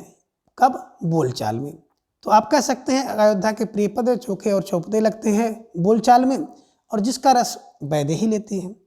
तो अयोध्या के प्रिय, प्रिय फार प्रिय प्रवास, है ना। अब चोखे, चोखे पद, चौपदे, चौपदे पद, बोलचाल, बोलचाल इनकी एक रचना है जो कि मुहावरा में लिखी गई है। जिसका रस वैदेही लेती है, तो रसकलश और वैदेही वनवास इनकी प्रमुख रचनाएं हैं। तो ये महत्वपूर्ण रचनाएं हैं। इसे एक क्लू में हम लोगों ने देखा कि अयोध्या के प्रिय पद चोखे और चौपते लगते हैं, जिसका रस वैदेही लेती हैं। ठीक है। अब आगे अयोध्या हरिओद द्वारा ब्रजभाषा में रचित एक ग्रंथ है रस कलश, जो कि 1931 ईस्वी में लिखा गया है। एक रीति ग्रंथ है। ठीक है ना। रस रीति, रस रीति दिमाग में रख लीजिएगा। अब हरिओद कृति जो है चुभते चौपते और चोखे चौपते और बोलचाल मुहावरे भाषा में लिखा गया है। तो दिमाग में रखिएगा कि हरिओद का जो क्या होता है, जो पद होता है ना, वो बड़ा चुभता है और चौभता है। ठीक है ना। तो चुभते और चोखे होते हैं बोलचाल में। बस मोटी बात ले लीजिएगा कि जो हरिओद के पद बोलचाल में, है ना, तो वैसे भी देखे होंगे कि मुहावरा जो होता है, अगर कोई व्यक्ति क्या करे बोलचाल में मुहावरा का प्रयोग कर दे, तो मुहावरा कैसा होता है? एक तो चोखा होता है, बड़ा चुभता है। तो बस दिमाग में रख लीजिएगा कि अयोध्या में आप जब जाएंगे तो लोग वहाँ पर क्या करेंगे, मुहावरेदार भाषा का प्रयोग करेंगे। और मुहावरे की भाषा जब प्रयोग करेंगे तो बहुत क्या होगी, चुभेगी और चोखे होते हैं, है ना, बोलचाल में। तो बस दिमाग में रख लीजिएगा कि बोलचाल में चोखे और चुभते हैं कौन? मुहावरेदार पद। यानी कि चोखे चौपदे, चुभते चौपदे और बोलचाल, ये मुहावरेदार भाषा में लिखे गए हैं। तो बस इसको आप उलट दीजिएगा ना कि मुहावरा क्या होते हैं, बोलचाल में चोखे और चुभते हैं, चोखे और चुभते हैं। बस दिमाग में रखिएगा, आसानी से बैठ जाएगा। ठीक है। आगे अयोध्या सिंह उपाध्याय हरिओद जी को कवि सम्राट तथा प्रिय प्रवास पर इन्हें मंगला प्रसाद पारितोषिक प्रदान किया गया है। तो दिमाग में रख लीजिएगा, कवि सम्राट कौन है? हरिओद है। कवि सम्राट हरिओद है। मंगला पुरस्कार इनको मिला प्रिय प्रवास पर। प्रिय प्रवास पर क्या मिला? मंगला प्रसाद पारितोष पुरस्कार इन्हें प्रदान किया गया है। ठीक है। अब आगे देखेंगे कि अयोध्या सिंह उपाध्याय हरिओद जी के बाद एक बड़े महत्वपूर्ण कवि हैं रामचरित उपाध्याय। जन्म समय 1872, मृत्यु का समय है 1938। द्विवेदी युग के प्रमुख सूक्तकार के रूप में प्रसिद्ध हैं, है ना। सूक्तकार के रूप में रामचरित उपाध्याय प्रसिद्ध हैं। कैसे दिमाग में रखें? देखिए 72, 1872। अगर आपका चरित्र जो है बेहतर है, अच्छा है, तो क्या करेंगे? 38 लोग आपके पास आएंगे, आपके मित्र बनेंगे, आपकी प्रशंसा करेंगे। तो दिमाग में रख लीजिएगा भैया क्या कि चरित्र बेहतर रखोगे तो 38 प्रकार के लोग आपके मित्र बनेंगे। ठीक है ना। तो रामचरित्र बेहतर, बेहतर का मतलब 1872 में, और 38 का मतलब 1938 में इनका देहांत हुआ है। ठीक है। चलिए आगे रामचरित उपाध्याय के प्रमुख काव्य निम्नलिखित हैं, जिनमें रामचरित की राम से चिंतामणि 1920 में एक प्रबंध काव्य है। दूसरा है राष्ट्र भारती, तीसरा है देवदूत, चौथा है देवसभा, पांचवा है विचित्र विवाह, छठा है भारत भक्ति, सातवां है देवी द्रौपदी और आठवां है सुक्ति मुक्तावली। कैसे दिमाग में रखें? तो देखिए अभी आपने देखा कि रामचरित की बात करेंगे तो रामचरित से रामचरित चिंतामणि, रामचरित फार रामचरित चिंतामणि, एक तो आपको ऐसे दिमाग में बैठ गया। दूसरा रामचरित को आपने जाना है कि रामचरित क्या है, एक है ना, देखे होंगे प्रबंध काव्य है। तो रामचरित क्या है कि राष्ट्र भारती, राष्ट्र भारती, राष्ट्र भारती, रामचरित राष्ट्र भारती है। देवदूत और देवसभा, जिसे देवदूत और देवसभा में गाया जा सकता है, किसको? रामचरित मानस को। क्यों? क्योंकि राष्ट्र भारती है। ठीक है ना। विचित्र विवाह में, विचित्र विवाह की बात आ जाती है तो देखेंगे लोग अखंड रामायण का पाठ करते हैं, तो विचित्र विवाह में भी गाया जा सकता है। भारत में भक्ति, भक्ति, भक्ति, भक्ति वाले व्यक्ति भी इसको गा सकते हैं। ठीक है ना। देवियाँ भी इसको गा सकती हैं, किसको, राम के चरित्र को। और राम का चरित्र क्या है, इसकी एक एक सुक्ति जो है, सुक्ति मुक्तावली है। मुक्तावली मतलब मोदी की माला की जैसी है, ठीक है। तो आप यहाँ पे दिमाग में रखिएगा, रामचरित को हम लोग रामचरितमानस से जोड़ देंगे। किससे जोड़ा है, कनेक्ट किया, रामचरितमानस से। तो रामचरितमानस बराबर रामचरितमानस की चिंतामणि, रामचरित चिंतामणि। अब रामचरित है तो राष्ट्र का, बिल्कुल राष्ट्र भारती है, राष्ट्र का भारती है। कौन, रामचरितमानस, जिसको देवदूत और देव सभा में भी गाया जा सकता है। कि देवदूत के समक्ष आप गा सकते हैं रामचरितमानस, देव की सभा में गा सकते हैं रामचरितमानस। विचित्र विवाह, किसी भी प्रकार का विचित्र विवाह हो, ऐसे शुभ अवसर प्रसंग पर भी रामचरितमानस गाया जाता है, मतलब इसका पाठ होता है। भारत में भक्त तो रामचरितमानस के एक एक श्लोक को, एक एक दोहे को, एक एक छंद को गाते हैं, तो इसे दिमाग में रखिएगा। और देवियाँ भी रामचरितमानस को गाती हैं। और रामचरितमानस की एक एक सुक्ति मुक्तावली है, मुक्ति माने मुक्त की, अवली माने माला के जैसी है। तो ये क्लू दिमाग में रख लीजिएगा कि राम का चरित्र जो है एक चिंतामणि है, चिंता वाले व्यक्ति के लिए मणि के समान है, राष्ट्र का भारती है, देवदूत के सामने गाया जा सकता है, देव की सभा में गाया जा सकता है, विचित्र विवाह के अवसर पर गाया जाता है, भारत में भक्ति के समय भक्त गाता है, देवियाँ इसको गाती हैं, और इसकी एक एक सुक्ति जो है बिल्कुल मुक्तावली की तरह है, ठीक है। चलिए आगे, एक बड़े प्रसिद्ध द्विवेदी युग के कवि हैं मैथिली शरण गुप्त। बात करें मैथिली शरण गुप्त जी की, तो कोई भी ऐसी परीक्षा नहीं है जिसमें मैथिली शरण गुप्त जी से प्रश्न ना पूछा जाए, इसलिए इन्हें भी आप लोग बिल्कुल गंभीरता से देखें, और इन पर जितने भी आधारित प्रश्न बन रहे हैं उसे ट्रिक की सहायता से याद करने का प्रयास करें। सबसे पहले हम देखेंगे मैथिली शरण गुप्त जी का जन्म समय 1886, मृत्यु 1964 ईस्वी में। इन्हें आधुनिक युग का तुलसी स्वीकार किया जाता है। अभी आपने इनके पहले देखा अयोध्या सिंह उपाध्याय हरिऔध जी को आधुनिक युग का सूरदास, किसने, डॉक्टर गणपत चंद्र गुप्त जी ने कहा। और देखिए आधुनिक युग का तुलसी मैथिली शरण, मैथिली तुलसी, मैथिली तुलसी, मैथिली तुलसी, ठीक है, दिमाग में रखे रहिएगा। अब आगे मैथिली शरण गुप्त जी का संक्षिप्त रूप से जीवन वृत्त हम लोग जानेंगे। और बात करें जीवन वृत्त में, तो सबसे पहला इनका जन्मस्थान कहाँ हुआ, उत्तर प्रदेश राज्य में। कहाँ, झांसी जिले के अंदर। कौन सा, एक चिरगांव पड़ता है, उसी चिरगांव में मैथिली शरण गुप्त जी का जन्म हुआ। पिता राम शरणदास थे, गुरु महावीर प्रसाद द्विवेदी जी थे। प्रथम कविता हेमंत, जिसे इन्होंने 1905 ईस्वी में लिखा, और प्रथम काव्य संग्रह रंग में भंग 1909 में, रंग में भंग 1909 में। अब आइए कैसे देखेंगे, तो आप यहाँ पे देखते हैं मिथिला, मैथिली फॉर मिथिला, मैथिली। अब जहाँ पे मैथिली रहेंगी वहाँ पे राम रहेंगे, तो मैथिली राम, मैथिली जहाँ है वहाँ राम है, तो मिथिला और राम का संबंध जान ही रहे हैं। और जहाँ पे राम है वहाँ पे महावीर भी रहेंगे, तो ये भी दिमाग में रखिएगा कि मैथिली शरण गुप्त, पिता राम शरणदास। अब पिता राम शरण तो गुरु महावीर प्रसाद द्विवेदी, इन्हीं की महावीर कैसे ना रहें। जहाँ पे राम वहाँ पे मिथिला, और जहाँ पे मिथिला और राम दोनों वहाँ पर महावीर रहेंगे। ये हो गया। चिरगांव झांसी में, तो दिमाग में रख लीजिएगा चिरगांव झांसी मैथिली की झांकी होती है ना, तो दिमाग में रख लीजिएगा मिथिला राम और महावीर की झांकी होती है, झांकी बार झांसी में इनका जन्म हुआ। प्रथम कविता हेमंत, देखिए पहला जो कविता होती है ना, तो बड़ा बसंत आता है, हेमंत आता है, किसी की, मिथिला की, तो दिमाग में रख लीजिएगा कि मिथिला में पहली बार हेमंत आया, मतलब प्रथम कविता उनका हेमंत है। और संग्रह जो था उनका पहला संग्रह था, तो पहले संग्रह में क्या हो गया, रंग में भंग हो गया, दिमाग में रख लीजिएगा रंग में भंग 1909, रंग में भंग 1909, ठीक है। चलिए अब आगे मैथिली शरण गुप्त द्वारा रचित प्रमुख काव्य ग्रंथ जो कि निम्नांकित हैं, जिनमें बात करें, पहला ग्रंथ आप देख पा रहे हैं रंग में भंग 1909 में, दूसरा है जयद्रथ वध 1910 में, तीसरा है किसान 1917 में, चौथा है विकट भट्ट 1929 में, पांचवा है गुरुकुल 1929 ईस्वी में, और बात करें छठा साकेत 1931 में, सातवां है भारत भारती 1912 में, झंकार 1929 ईस्वी में, यशोधरा 1932 में, द्वापर 1936 में, जय भारत 1952 में, विष्णु प्रिया 1957 में, सिद्धराज 1936 ईस्वी में, और हिंदू 1927 ईस्वी में। बैतालिक का समय नहीं पता है। और बात करें पंचवटी 1925 में। अब इन सभी जो काव्य संग्रह को कैसे दिमाग में रखें, तो एक मोटा सा क्लू आपको बनाना पड़ेगा, और उस क्लू की सहायता से अगर आप याद करेंगे तो निश्चित रूप से आपको आसानी से याद हो जाएगा।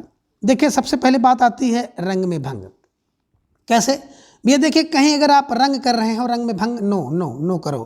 कहा भैया रंग में भंग ना डालो। कोई काम आप कर रहे हैं, आप मनोरंजन कर रहे हैं, तो आप कहेंगे रंग में भंग ना करो, ना करो, ना फर 1909 नो। रंग में भंग नो नो नो माने 1909 में।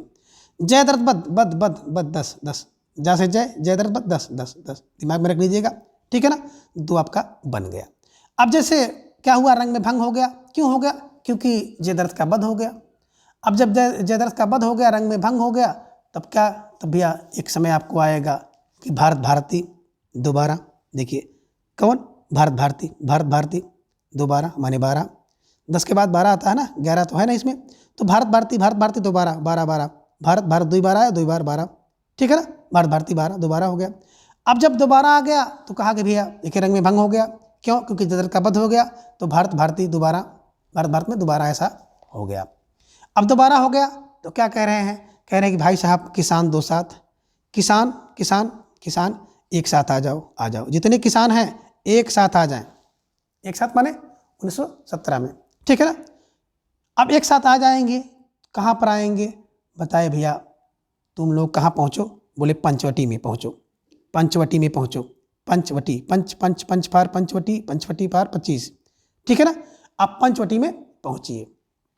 अब जब पंचवटी में पहुँचेंगे तो हिंदू दो साथ, आगे कह रहे हैं कि हिंदू साथ दे दीजिए, हिंदू दो साथ माने 1927 में। तो आपने क्या देखा कि रंग में भंग हो गया। क्यों? क्योंकि जय दर्द का बद हो गया 10 में, तो क्या हो गया? तो 12 में दोबारा भारत में भारत भारती हुआ, भारत भारती दोबारा हुआ। अब भारत भारती हुआ तो किसान एक साथ आओ, किसान एक साथ आ गए, 17 में हो गया। अब किसान साथ आए तो कहाँ आए? बोले पंचवटी में पहुँचो, पंचवटी में पहुँचो, पंचवटी पंचवटी फार 25। और हिंदू दो साथ, हिंदू दो साथ माने दो साथ 27 में, ठीक है ना। अब ये विकट भट्ट से विकट गिर गया। कौन? बोले दोनों। गुरुकुल में कौन रहते हैं? बोले दोनों रहते हैं। कौन? गुरु और शिष्य, गुरु और छात्र दोनों रहते हैं। आगे बात करेंगे झंकार की। झंकार दोनों होता है, दोनों से होगा, ठीक है ना, एक से नहीं हो रहा है। तो दिमाग में रखिएगा, विकट भट्ट से गिर गया दोनों, गुरुकुल में दोनों मिलेंगे, गुरु और शिष्य मिलेंगे। झंकार क्या होगा? दोनों से होगा, पैर से दोनों पैर से बजाएंगे घुंघरू तब होगा। आगे कह रहे हैं साकेत। साकेत क्या हो गया? 3 शब्दों से मिला करके एक बन गया 31। साकेत, तीन अक्षर आपने देखा, 3 वर्ण देखा, और तीनों वर्णों को मिला करके एक शब्द बना 31, 3 का 1 31 साकेत, ठीक है ना। अब साकेत जब होगा तो साकेत के बाद यश मिलेगा, यशोधरा, यश फार यशोधरा 32 वर्ष में यश मिलेगा, ठीक है ना। तो 32 फार यशोधरा, ठीक है ना, 32 में हो गया। अब द्वापर देखिए 36 द्वार पर जाओ, 36 पर सिद्धि करो, 36 सिद्धि करो, सिद्धराज 36 द्वार, 36 सिद्धि, ठीक है ना। आप कह सकते हैं कि द्वार के लिए 36 राज हैं, तो द्वापर सिद्धराज 36, ठीक है ना। और क्या है कि कह रहे हैं जय भारत शब्द का कितनी बार? बोले 52 बार, ठीक है ना। जय भारत 52 बार उसका शब्द उच्चारण किया गया। और फिर क्या हो गया? विष्णुप्रिया 57, विष्णुप्रिया 57 दिमाग में रख लीजिएगा। और अंत में बैतालिक, ठीक है। ऐसे दिमाग में बैठाने का प्रयास करिएगा, तो उम्मीद करते हैं कि आसानी से याद हो जाएगा। क्या? रंग में भंग ना करो, 9 में रंग भंग नो। क्यों कहीं रंग में भंग हो गया? क्यों? क्योंकि 10 में 10 किसका? जय दर्द का बध हो गया। अब जब जय दर्द का बध हो गया तो भारत भारती दोबारा भारत भारत में हो गया, यानी कि 12 में। अब 12 में हो गया तो उन्होंने कहा किसान एक साथ आ जाओ, एक साथ किसान आ गए। अब किसान एक साथ कहाँ पहुँचे? बोले पंचवटी में पहुँचो, पंचवटी में पंचवटी फार 25 में पहुँचो। और हिंदू दो साथ 27 में। अब हिंदू साथ देंगे, क्यों? क्योंकि भट्ट से 2 विकट गिर गए, गुरुकुल में दोनों होते हैं। झंकार दोनों पैरों से होती है, दोनों पैरों के घुंघरुओं से होती है झंकार, दोनों। अब दोनों झंकार हुआ तो साकेत हुआ। क्या? 3 वर्ण का 3 अक्षर से क्या बन गया, एक शब्द बन गया, 3 1, ठीक है ना। तो यश मिल जाएगा 32 में, 32 में यश मिल जाएगा। सिद्ध होगा द्वार पर, सिद्ध द्वापर 36 सिद्धि 36 सिद्धि पर, ठीक है ना। और इसके बाद क्या हो जाएगा, जय भारत का उच्चारण होगा 52 बार। क्या होगा, 57 मिनट में आप कहाँ पहुँचेंगे, विष्णु प्रिया जी के पास पहुँचेंगे और फिर क्या हो जाएगा, 42 आएगा। तो इस प्रकार से इन सब रचना को आप इस क्लू की सहायता से दिमाग में रख सकते हैं कि रंग में भंग ना करो, जय दर्दबत हो गया, रंग में भंग हो गया, जय दर्दबत हो गया। फिर क्या हुआ, फिर भारत भारती हुआ तो किसान एक साथ आए तो पंचवटी में पहुँचे। अब पंचवटी में पहुँचे तो देखे कि दोनों विकेट गिर गया, गुरुकुल में दोनों हैं, ठीक है ना। और झंकार जो हो रही दोनों पैरों से हो रही है। फिर साकेत की बात करें तो 3 वर्ण से 3 अक्षर से एक शब्द बना। फिर यश मिला 32 में, अब 32 में यश मिल गया तो सिद्ध होना चाहिए द्वार पर सिद्धि 36 सिद्धि। इसके बाद जय भारत 52 बार, विष्णु प्रिया 57 और 42, ठीक है। ऐसा देख लीजिएगा। अब आगे बात करते हैं कि हिंदी साहित्य में रामचरितमानस के बाद दूसरा राम काव्य यानी कि दूसरा स्तंभ कौन है, मैथिली कृत जो है साकेत। यही साकेत जो 31 3 वर्ण का एक शब्द बना है, ठीक है ना, 1931 में। चलिए दिमाग में रखिएगा, रामचरितमानस के बाद दूसरा राम काव्य कौन है, वो है साकेत। आगे मैथिली गुप्त को साकेत रचना की जो मूल प्रेरणा मिली है 1908 में सरस्वती पत्रिका में महावीर प्रसाद द्विवेदी का एक लेख था, कवियों की उर्मिला विषयक उदासीनता, इससे प्रेरणा मिली है। तो दिमाग में रख लीजिएगा, प्रेरणा मिली है महावीर से और महावीर के गुरु हैं। कौन सा लेख था, लेख यही था, कवियों की उर्मिला विषयक उदासीनता से, ठीक है ना। और यह लेख महावीर प्रसाद द्विवेदी ने छापा था, किस नाम से, भुजंग भूषण भट्टाचार्य नाम से छापा था। तो इसे भी दिमाग में रखिएगा, भुजंग भूषण भट्टाचार्य नाम से किसने, महावीर ने छापा था, ठीक है ना। और उसी से इनको प्रेरणा मिली थी, इसे दिमाग में रख लीजिएगा। साकेत शब्द मूलतः है पाली भाषा का शब्द है, इसका अर्थ होता है अयोध्या। और साकेत में भी देखा आपने 12 सर्ग हैं, साकेत में 12 सर्ग 1931 में रचना लिखी गई है। डॉक्टर नागेंद्र जी ने इसको जनवादी, ठीक है ना, जनवादी काव्य कहा है, ठीक है ना, साकेत जनवादी, ठीक है। किसने कहा, डॉक्टर नागेंद्र जी ने कहा, ठीक है। आगे आचार्य रामचंद्र शुक्ल जी ने गुप्त जी को सामंजस्यवादी कवि कहा है। सामंजस्यवादी कवि कौन, रामचंद्र शुक्ल जी ने कहा, किसको कहा, गुप्त जी को कहा, ठीक है। अब मैथिली शरण गुप्त जी की बात करें तो भारत भारती रचना की जो मूल प्रेरणा मुद्दसे हाली से मिली है, भारत भारती की। साकेत की प्रेरणा महावीर की, उर्मिला विषयक, ठीक है ना, भुजंग भूषण वाली। और बात करें भारत भारती की तो भारत भारती मुद्दसे हाली। देखिए मुद्दे से जो उसका हल था वो नहीं निकल रहा था, तो भारत भारती से प्रेरणा, है ना, इससे प्रेरणा लिया। और ब्रजमोहन दत्त जो कैफी इनकी कृत है, ब्रजमोहन दत्त कैफी कृति भारत दर्पण और मुद्दसे हाली, ठीक है, दिमाग में थोड़ा सा रखिएगा। आगे मैथिली शरण गुप्त जी ने स्वयं को कौटुंबिक कवि मात्र कहा है। कभी कभी प्रश्न बन जाता है कि किस कवि ने स्वयं को कौटुंबिक मात्र का कवि कहा है, तो मैथिली शरण, मैं कौटुंबिक कवि हूँ मात्र इन्होंने कहा है। इन्हें भारत भारती लिखने पर महात्मा गांधी ने राष्ट्र कवि की उपाधि दी थी। राष्ट्र कवि किसने, महात्मा गांधी ने। कब, भारत भारती लिखे, कब लिखे, 12 में लिखे। तो इसे भी दिमाग में रख लीजिएगा, मोटी बात है। अब मैथिली शरण गुप्त द्वारा अनुदित कुछ काव्य हैं जिनमें प्लासी का युद्ध है, दूसरा मेघनाद वध है, तीसरा है वृत्त संहार। अब कैसे दिमाग में रखें, तो आप दिमाग में रख लीजिएगा कि प्लासी में क्या होता है, संहार हुआ। प्लासी में संहार हुआ, क्या हुआ, बोले सर प्लासी में संहार हुआ। प्लासी फार प्लासी का युद्ध, मे फार मेघनाद वध, संहार फार वृत्त संहार। तो प्लासी में क्या हुआ, संहार हुआ। प्लासी माने प्लासी का युद्ध, मे फार मेघनाद वध, संहार की बात करते हैं तो वृत्त संहार। तो इसे दिमाग में रख लीजिएगा कि प्लासी में संहार हुआ, ठीक है। चलिए आगे मैथिली शरण गुप्त ने क्या किया कि बंगला कवि जिनका नाम था माइकल मधुसूदन दत्त की रचनाओं को का मधुप उपनाम से अनुवाद किया। तो देखिए मधुप है ना, मधुसूदन मधुप, माँ से मधुप, मध से मधुसूदन, माँ से माइकल, माँ से मधुप नाम से, माँ से मैथिली। तो मैथिली शरण गुप्त जी ने क्या किया, माइकल मधुसूदन की जो रचना थी उस रचना को मधुप उपनाम से इन्होंने क्या किया, अनुवाद किया, ठीक है, ये दिमाग में रख लीजिएगा। और गुप्त जी ने क्या किया, मार्क्स की जो पुत्री जिसका नाम था जैनी पर जैनी विजय नामक काव्य लिखा, तो ठीक है ना, जैनी विजय कौन? गुप्त जी ने लिखा है। गुप्त जी को द्विवेदी काल में हर गीत का छंद का बादशाह, तो ये दिमाग में रखिएगा कि गुप्त क्या थे? हर गीत का छंद के बादशाह थे, इसे भी दिमाग में रख लीजिएगा। ठीक है। अब द्विवेदी मंडल के अन्य कवि हैं जिन्हें भी हम लोग देखेंगे, जिनमें आप एक देख पा रहे हैं गिरधर शर्मा नवरत्न। अब गिरधर शर्मा नवरत्न की बात करें तो 1881 में इनका जन्म हुआ, 1961 में इनकी मृत्यु हुई। जन्म स्थान इनका है झालरा पाटन और इनकी रचना है मातृवंदना, जो कि मौलिक इनकी कृति है। तो दिमाग में रख लीजिएगा कि भैया 81, 61, 61, 61, 81, 61 कौन? रत्न है ना। आप दिमाग में रखते होंगे रत्न कितने होते हैं? 81 से लेकर के 61 रत्न है, 81, 61 रत्न है। और एकदम बिल्कुल कहाँ? झालरा पाटन में। ठीक है ना। तो आप ये भी कह सकते हैं कि मात्र की वंदना एक रत्न है। मात्र की वंदना क्या है? एक नवा रत्न है, नवरत्न है। तो नवरत्न का मतलब दिमाग में रख दीजिए कि गिरधर शर्मा नवरत्न, तो मातृवंदना एक नवरत्न है। ऐसे बैठा लीजिएगा, आसानी से याद हो जाएगा। ठीक है। आगे बात करें लोचन प्रसाद पांडे की, तो लोचन प्रसाद पांडे जी 1886 में जन्म हुआ, 1959 ईस्वी में इनकी मृत्यु हुई।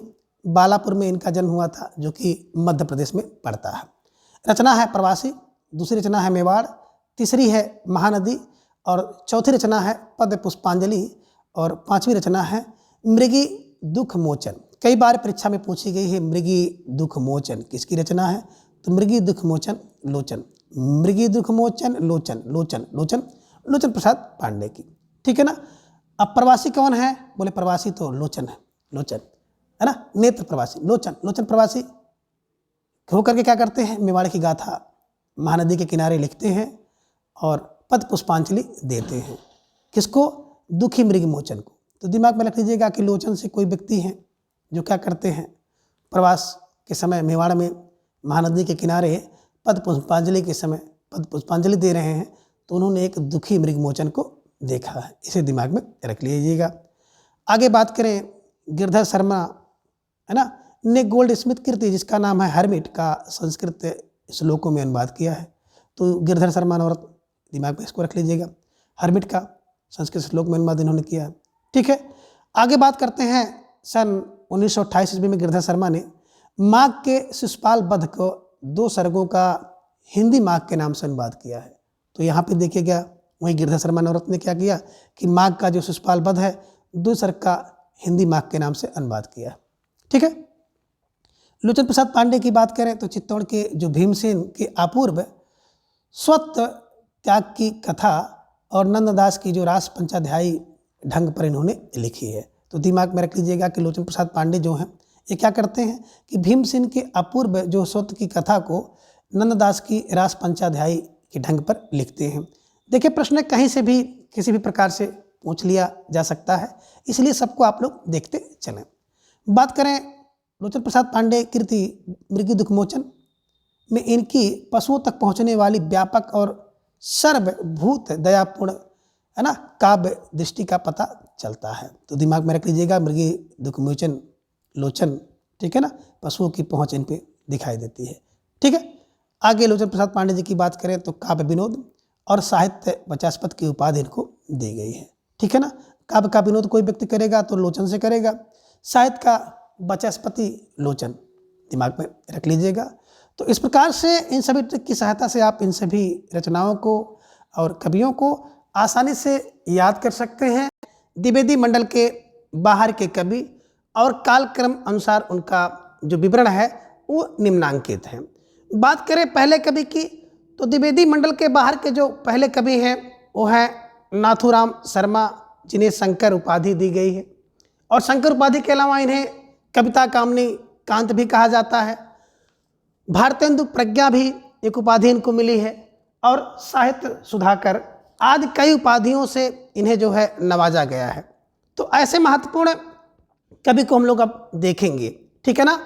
तो बात करें जन्म समय 1859 ईस्वी, मृत्यु का समय 1932 ईस्वी, जन्म स्थान अलीगढ़ में हुआ था और प्रमुख रचनाएं हैं अनुराग रत्न, दूसरी रचना है शंकर सरोज, तीसरी रचना है शंकर सर्वस्व जो कि 1951 ईस्वी में लिखी गई है और चौथी रचना है गर्भरंडा रहस्य, ठीक है ना।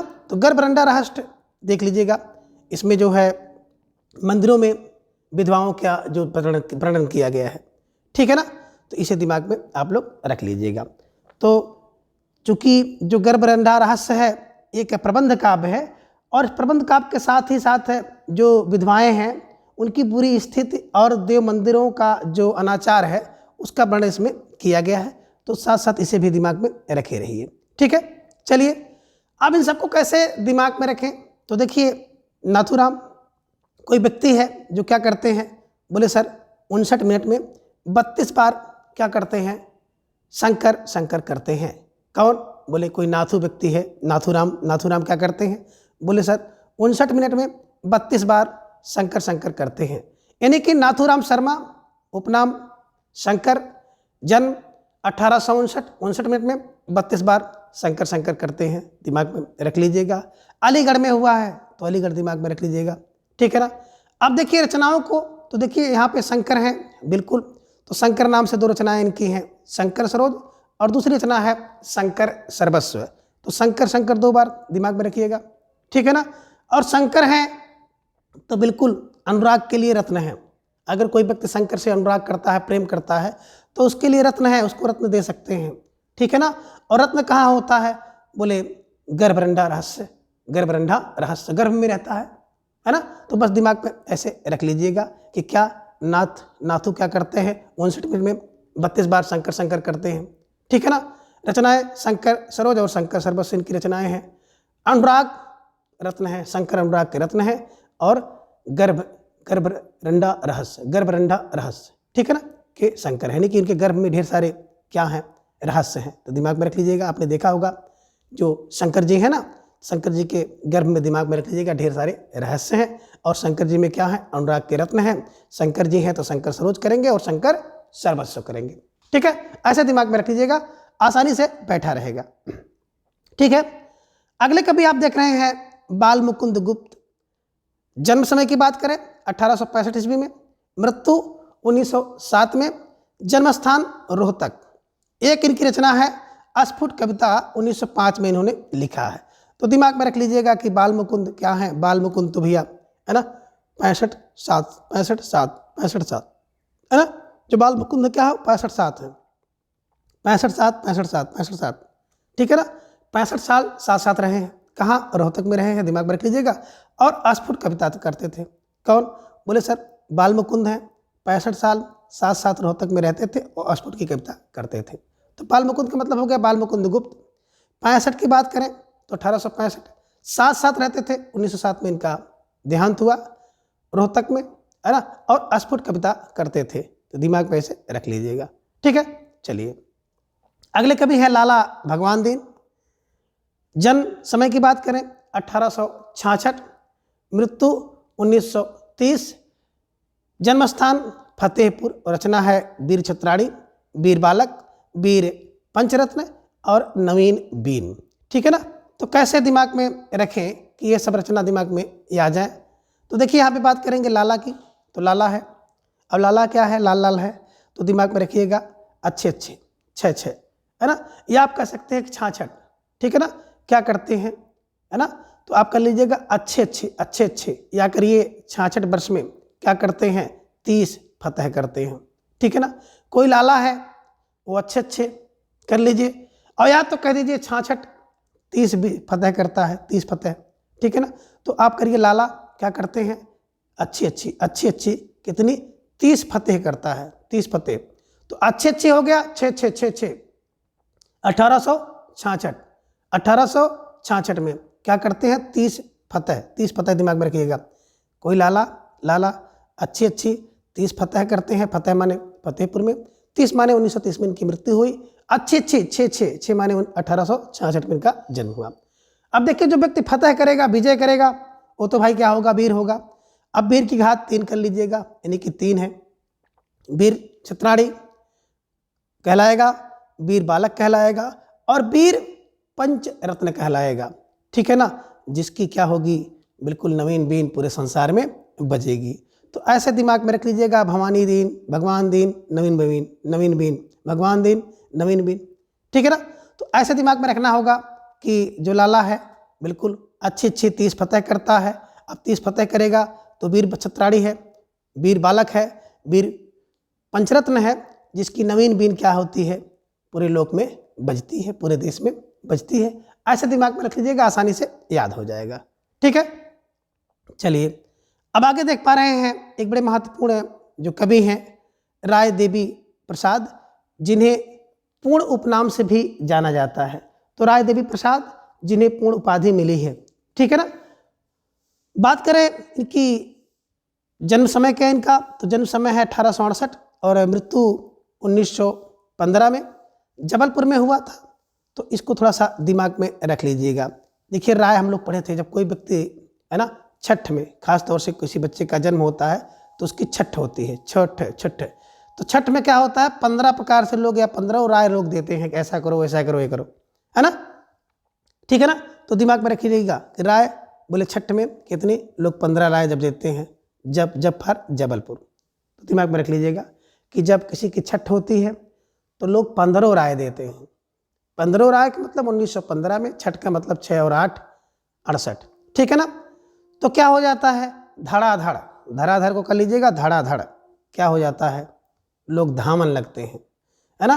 धामन में दौड़ने लगते हैं इधर उधर, 1902 में लिखी गई। ठीक है ना। और क्या हो जाता है, स्वदेशी कुंडल, बिल्कुल स्वदेशी कुंडल की राय लेने लगते हैं कि स्वदेशी लिया जाए कि विदेशी कुंडल लिया जाए, स्वदेशी कुंडल सही है कि विदेशी कुंडल सही है, इसकी लोग राय लेने लगते हैं। तो कहने का आशय है कि इस क्लू की सहायता से आप याद करने का प्रयास करिएगा कि राय छठ में कितने लोग, 15 प्रकार की राय लोग जब देते हैं तो लोग क्या होते हैं, धराधर क्या करते हैं, धावन करने लगते हैं, दौड़ने लगते हैं, धराधर धावन इनकी रचना है। और स्वदेशी कुंडल की राय लेने लगते हैं, स्वदेशी कुंडल पहना जाए कि विदेशी कुंडल पहना जाए, कौन सा कुंडल पहना जाए, इसकी भी राय लेने लगते हैं। इन्हीं की स्वदेशी कुंडल जैसे आप देखिएगा, आप दिमाग में रख लीजिएगा कि इसकी राय लेते हैं लोग, इन्हीं की राय देवी प्रसाद पूर्ण सिंह की रचना है। ठीक है। आगे एक रचना आप देख पा रहे हैं मृत्युंजय। अब देखिए जब मृत्युंजय की जाप कराना होता है किसी व्यक्ति को ना, तो वो भी जाके राय लेता है, पंडित से, महर्षि से, विद्वान व्यक्ति से, जानकार व्यक्ति से राय लेते हैं कि भैया हमको मृत्युंजय जाप कराना है, तो कब कराएं, कैसे कराएं, कहाँ कराएं, किससे कराएं। ठीक है ना। तो राय मृत्युंजय में रावण विरोध की बात करें कि अब राम का रावण से विरोध होना ठीक था या नहीं था, इस पर भी लोग राय लेते हैं। और लोग रावण को भी राय देते हैं कि राम से विरोध करना, राम से युद्ध करना सही बात नहीं है। तो रावण विरोध पर भी ढेर सारे राय दिए गए। राय मतलब राय देवी प्रसाद पूर्ण जी की ये रचना है। बसंत वियोग। अब देखिए बसंत का वियोग हो जाता है या बसंत में कोई व्यक्ति वियोगी हो जाता है तो उसको भी ढेर सारे लोग राय देते हैं कि भैया बसंत में इतना ना बह जाओ, इतना ना वियोगी हो जाओ कि सब कुछ छोड़ दो, है ना। तो बसंत वियोग को भी ढेर सारे लोग राय देते हैं, सलाह देते हैं। और पूर्ण संग्रह, किसी चीज़ का अगर पूर्ण संग्रह करना है, जैसे बात करें आपके 125 क्वेश्चन टीजीटी के हैं और पूरे 125 संग्रह लेने हैं, तो लोग आपको टिप्स देते हैं, राय देते हैं कि ये चीज़ ऐसे पढ़ लीजिएगा, विधाओं को ऐसे दिमाग में रखिएगा। ठीक है ना। हिंदी साहित्य के इतिहास लेखन परंपरा से प्रश्न जरूर आएगा। आपको ये भी बताते हैं कि जितने भी नाम दिए गए हैं विद्वानों द्वारा, वहाँ से प्रश्न जरूर आएगा। रासो साहित्य से संबंधित प्रश्न जरूर पूछा जाएगा। तो मतलब ढेर सारे आपको राय दिए जाते हैं, किसके लिए, बोले सर पूर्ण संग्रह के लिए। तो इन सभी ट्रिक की सहायता से आप आसानी से याद कर सकते हैं कि क्या, कि भैया जब किसी का छठ होता है तो लोग 15 राय देते हैं, है ना। और जब 15 राय देते हैं तो लोग धराधर भागने लगते हैं, धराधर भागने लगते हैं तो स्वदेशी कुंडल पहने कि विदेशी कुंडल पहने, इसकी राय लेने लगते हैं। किसी को मृत्युंजय का जाप कराना होता है तो भी जाके राय लेता है जानकार से। राम रावण का विरोध जब हुआ था तो रावण को भी तमाम लोगों ने राय दी और राम जी को भी तमाम लोगों ने राय दी। तो राम को रावण राय और रावण को भी राय दी गई। बसंत में कोई वियोगी हो जाता है तो लोग उसको बहुत राय देते हैं, बहुत समझाते हैं। ठीक है ना। और पूर्ण संग्रह, किसी भी चीज़ का पूर्ण संग्रह, यानी कि सब संग्रह करने के लिए, सभी अंक प्राप्त करने के लिए ढेर सारे राय और टिप्स लोग देते हैं। वैसे भी देखेंगे इस समय अगर बात की जाए राय की, तो ढेर सारे यूट्यूब चैनल हैं जिन्होंने मतलब बिल्कुल एकदम टिप्स देने का वो ठेका ले लिया है और बड़े अच्छे अच्छे ज्ञान आपको देते हैं और आप लोगों को बेहद पसंद भी आता है, आप लोग उसको देखते भी हैं। काम की बात हो या ना हो, लेकिन राय वो लोग जरूर देते हैं।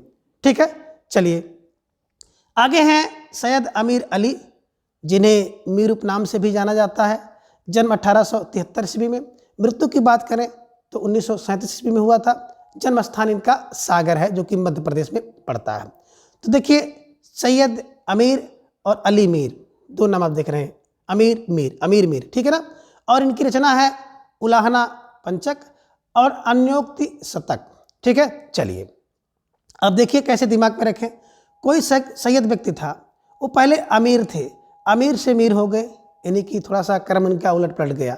तो अब देखिए, जब अमीर थे तो बिल्कुल 73 थे, और जब क्या हो गए, मीर हो गए, तो उल्टा हो गए, 37 हो गए। तो दिमाग में रख लीजिएगा कि 73 से 37 हो गए। कौन? बोले सैयद अमीर 73 से 37 हो गए, 73 से 37 हो गए। कौन? सैयद अमीर। तो क्या किया, जब 73 से 37 हो गए तो क्या करते हैं, ये उलाहना पंचक लिखते हैं कि हमारे साथ तो बहुत बड़ी घटना हो गई। क्या घटना हो गई कि हम 73 पे थे और 73 से हमको ला करके 37 नंबर पे कर दिया गया।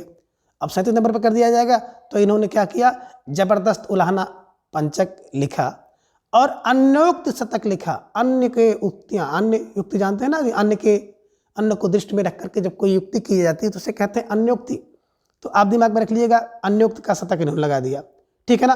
अब लगाना भी चाहिए कि कोई व्यक्ति है भाई, जब 73 से कहाँ पे 37 पे आ जाएगा तो उलाहना पंचक लिखेगा और अन्योक्ति का शतक लगाएगा, अन्योक्त की शतक लगाएगा। अन्योक्तियाँ देते हैं, कभी कोई देखे होंगे ना कि ढेर सारे व्यक्ति क्या हो जाते हैं ना, जब किसी बात को लेकर नाराज होते हैं, खासतौर से महिला लोग, तो क्या करती हैं, अन्योक्ति देती हैं, ताना देती हैं दूसरे को, और ढेर सारे जब तक को मुनमुनाती रहती हैं, जब तक अगला कोई प्रतिक्रिया ना दे दे, ठीक है। तो दिमाग में ऐसा रख लीजिएगा, कोई व्यक्ति है जो सैयद हैं, वो क्या हो जाते हैं, 73 से 37 पर आ जाते हैं, तो उलाहना पंचक और अन्योक्ति का शतक लिखते हैं। ऐसे दिमाग में बैठाए रहेंगे तो याद हो जाएगा, ठीक है। चलिए आगे हैं कामता प्रसाद गुरु जी, जिन्हें आप हिंदी का पाणिनि भी कहते हैं। 1875 ईस्वी में इनका जन्म हुआ और 1947 में इनका देहांत हुआ। सागर मध्य प्रदेश में इनका जन्म हुआ माना जाता है। तो जन्म स्थान सागर मध्य प्रदेश, 75 और कहाँ पर 47। तो दिमाग में रखिए। अब देखिए जो गुरु हैं क्या हैं, बोले भैया है ना, 75 वर्ष के में क्या किया, उन्होंने 47 पुस्तक लिखी। तो दिमाग में रख लीजिएगा कि कोई गुरु आपके हैं, 75 वर्ष में उन्होंने क्या किया, 47 पुस्तक लिखी है, ठीक है ना। आइए यहाँ पर, अब गुरु हैं तो एक चीज़ यहाँ पर देखिए कि भौमासुर वध, विनय पचासा, पद पुष्पांजलि, शिवाजी और दासी रानी कैसे दिमाग में बैठाएं। तो देखिए जहाँ पर भौमासुर होगा तो भौमासुर है तो वहाँ पे शिवजी भी होंगे, यानी कि शिवाजी भी होंगे, तभी तो इसका वध होगा, भौमासुर शिवाजी। अब शिवाजी है ना को खुश करना है तो भाई शिवाजी को खुश करने के लिए विनय गाना, विनय पचासा, कुछ पुष्पावली देनी पड़ेगी, किसको, जो दासी हैं या रानी हो। तो दिमाग में रख लीजिएगा कि भौमासुर का वध करवाना है, ठीक है ना। भौमासुर का वध करवाना है तो शिव जी को लाना होगा, कैसे, विनय करके और पद पुष्पांजलि करके, ठीक है ना। अब कौन करेगा, दासी भी करें और रानी भी करें, यानी कि सब लोग क्या करें, भौमासुर का वध करना चाह रहे हैं कि भौमासुर का वध हो जाए, तो शिव जी को क्या करिए, विनय के 50 विनय करिए, पद पुष्पांजलि उनको दीजिए, सभी दासी और रानियाँ सब लोग मिल करके, ठीक है ना। ऐसे दिमाग में रख लीजिएगा। या बात कर रहे हैं यहाँ पे एक क्लू और बना सकते हो कि गुरु ने भौमासुर के वध का वृत्तांत बताया, विनय का 50 गुरु जी ने बताया, पद पुष्पावली की व्याख्या गुरु जी ने की, ठीक है ना। शिवाजी के बारे में प्रकाश डाला गुरु जी ने, और दासी और रानी के महत्व को भी किसने बताया, गुरु ने बताया। तो गुरु जी को जोड़ लीजिएगा, कामता प्रसाद गुरु जी की सभी रचनाएं हैं, ठीक है। आगे हैं गया प्रसाद शुक्ल स्नेही, जन्म समय 1883 ईस्वी, मृत्यु 1972 ईस्वी, जन्म स्थान उन्नाव में। रचनाएं हैं कृषक क्रंदन, दूसरा है प्रेम पचीसी, तीसरा है राष्ट्रीय बीड़ा, चौथी रचना है त्रिशूल तरंग और पांचवी रचना है करुणा कादम्बिनी। कैसे दिमाग में रखें, तो देखिए बात करें गया की, गया प्रसाद शुक्ल में, यहाँ से लीजिए गया है ना। कौन गया, बोले भैया हम तो 83 कोस गए। कितना, बोले 83 कोस गए और बहुत बेहतर तरीके से गए, ठीक है ना। उन्नाव, अब देख लीजिए घर से उन्नाव, घर से 83 कोस मतलब उन्नाव 83 कोस है। अब बहुत बेहतर तरीके से गए, तो दिमाग में रख लीजिएगा, घर से गया कौन, घर से गए उन्नाव, जो कि 83 किलोमीटर है। अब बहुत बेहतर तरीके से गए, बेहतर माने 72, और 83 का मतलब है कि 1883 ईस्वी में कौन गया, कहाँ उन्नाव, कैसे गया, बताया सर बहुत बेहतर तरीके से, बड़े अच्छी तरह से, मतलब अच्छा सफ़र हुआ। तो दिमाग में रख लीजिएगा कि उन्नाव गया, है ना, गया कहाँ, उन्नाव गया, 83 कोस है, बेहतर तरीके से गया, ठीक है ना। अब इनकी रचनाओं को कैसे दिमाग में बैठाया जाए, तो क्ल्यू बनाइए। गया, गया माने वो दिन बीत गया, क्या बीत गया, बोले कृषक का क्रंदन गया। अब कृषक क्रंदन नहीं करता है, पहले कृषक क्रंदन करता था कि भगवान बारिश करा दो, भगवान ऐसा कर दो, भगवान वैसा कर दो, भगवान के सहारे था। तो एक क्ल्यू है, निकालिए कि कृषक का क्रंदन अब गया, गया माने गया प्लस सुख स्नेही की रचना है। और क्या गया, बोले अब प्रेम की पचीसी भी गई। अब पहले देखे होंगे ना, लोग प्रेम से हाल चाल व्यवहार सब कुछ पूछते थे, लेकिन अब प्रेम की पचीसी गई, बीत गई। राष्ट्रीय बीड़ा, बिल्कुल जो लोग राष्ट्र की बीड़ा उठाते थे पूरे देश के लिए, तो राष्ट्र के बीड़ा उठाने वाले, है ना, वो भी गए, बीत गए। मतलब कोई ऐसा व्यक्ति नहीं देखेंगे कि जो पूरे राष्ट्र का बीड़ा अकेले उठा ले कि राष्ट्र को मैं ऐसा करा दूंगा, वैसा करा दूंगा, ये कर दूंगा, ठीक है ना। एक क्लू है कि याद करने के लिए, ठीक है। त्रिशूल तरंग, त्रिशूल तरंग, देखिए अब त्रिशूल का जो प्रचलन है वो समाप्त हो गया। अब त्रिशूल नहीं कहीं देख रहे होंगे कि त्रिशूल आपको दिखाई दे कि लोग त्रिशूल अपने घर में रखे हैं, त्रिशूल का प्रयोग कर रहे हैं। तो दिमाग में रख लीजिएगा कि त्रिशूल का तरंग भी अब गया, बीत गया, और करुणा कादम्बनी का समय भी गया। अब करुणा और कादम्बनी करने का समय गया है। अब आपको परिश्रम करिए, है ना, खूब तैयारी करिए और अपना सिलेक्शन लीजिए। तो दिमाग में ही रखिएगा कि क्या गया, बोले सर बीत गया, क्या बीत गया, कृषक का क्रंदन। कृषक का क्रंदन नहीं करता है। प्रेम की पचीसी चली गई, प्रेम पचीसी कोई नहीं करता है। राष्ट्रीय बीड़ा लेने वाले का समय बीत गया, अब राष्ट्रीय बीड़ा कोई नहीं लेने वाला है। और त्रिशूल तरंग भी गया, यानी बीत गया, और करुणा कादम्बनी बीत गई। तो गया फार गया, है ना, गया प्रसाद शुक्ल स्नेही हो जाएगा, गया फार गया प्रसाद शुक्ल स्नेही। एक बार फिर देख लीजिए, कहाँ गया, बोले सर उन्नाव गया, कितना 83 किलोमीटर, और बड़े बेहतर तरीके से गया। कृषक का क्रंदन गया, प्रेम की पचीसी गई, राष्ट्रीय बीड़ा बीत गई, और त्रिशूल तरंग गया, समय गया त्रिशूल तरंग का, करुणा कादम्बनी गई, ठीक है। ऐसे दिमाग में रखिएगा। आशा करते हैं कि आपको दिमाग में बैठ जाएगा और याद करने में बहुत सुविधा होगी, ठीक है। आगे है रूप नारायण पांडे। बात करें 1884 ईस्वी में इनका जन्म हुआ लखनऊ में, और इन्होंने रचना लिखी पराग 1924 ईस्वी में, और दूसरी रचना है वन वैभव, ठीक है ना। अब देखिए रूप की बात करें, रूप नारायण कहाँ, बोले 84 कोस दूर लखनऊ से, लखनऊ से 84 कोस दूर जाकर कौन एक वन में क्या करते हैं, पराग को देखते हैं, वन के वैभव और पराग को देखते हैं। कौन, बोले रूप नारायण, ठीक है ना। कोई व्यक्ति हैं, दिमाग में रखिएगा, जो रूप नारायण है, वो क्या करते हैं, घर से 84 कोस, देखे होंगे परिक्रमा भी 84 कोस होती है, तो 84 कोस दूर जाकर के लखनऊ में, लखनऊ के पास एक जंगल है जहाँ वन वैभव और पराग को देख रहे हैं। कौन वन वैभव, तो रूप नारायण। आप ये भी कह सकते हैं कि पराग का जो रूप है बिल्कुल सुंदर है, और वन का वैभव भी लखने लायक है, देखने लायक है। तो लखिए, देखिए, लखनऊ में जन्म हुआ है, तो रूप नारायण पांडे, ठीक है, दिमाग में रखिएगा। आगे हैं राम नरेश त्रिपाठी जी। बात करें राम नरेश त्रिपाठी जी की, तो जन्म समय है 1889, मृत्यु समय 1962, यानी कि जब चीन का युद्ध हुआ था, जौनपुर में हुआ था। इनकी रचना है मिलन 1917 में, दूसरी रचना है पथिक 1920 में, तीसरी रचना है मानसी 1927 में, चौथी रचना है स्वप्न 1929 में, और पांचवी रचना है कविता कौमुदी। अब कैसे दिमाग में रखें, तो देखिए हम लोग जब पढ़ रहे थे ना कवियों का क्रम वाला, तो उसमें क्या पढ़ा था, नरेश, नरेश कितने, बोले 89 नरेश, 89 नरेश, है ना। कौन, बोले 89 नरेश, क्या हुए 62 बार, ठीक है ना। 99 बताया था ना कि 99 कितने, बोले सर 99 नरेश कितने हो चुके, बोले 62, 90 से माने 89, है ना। कब 62 नरेश हो चुके हैं।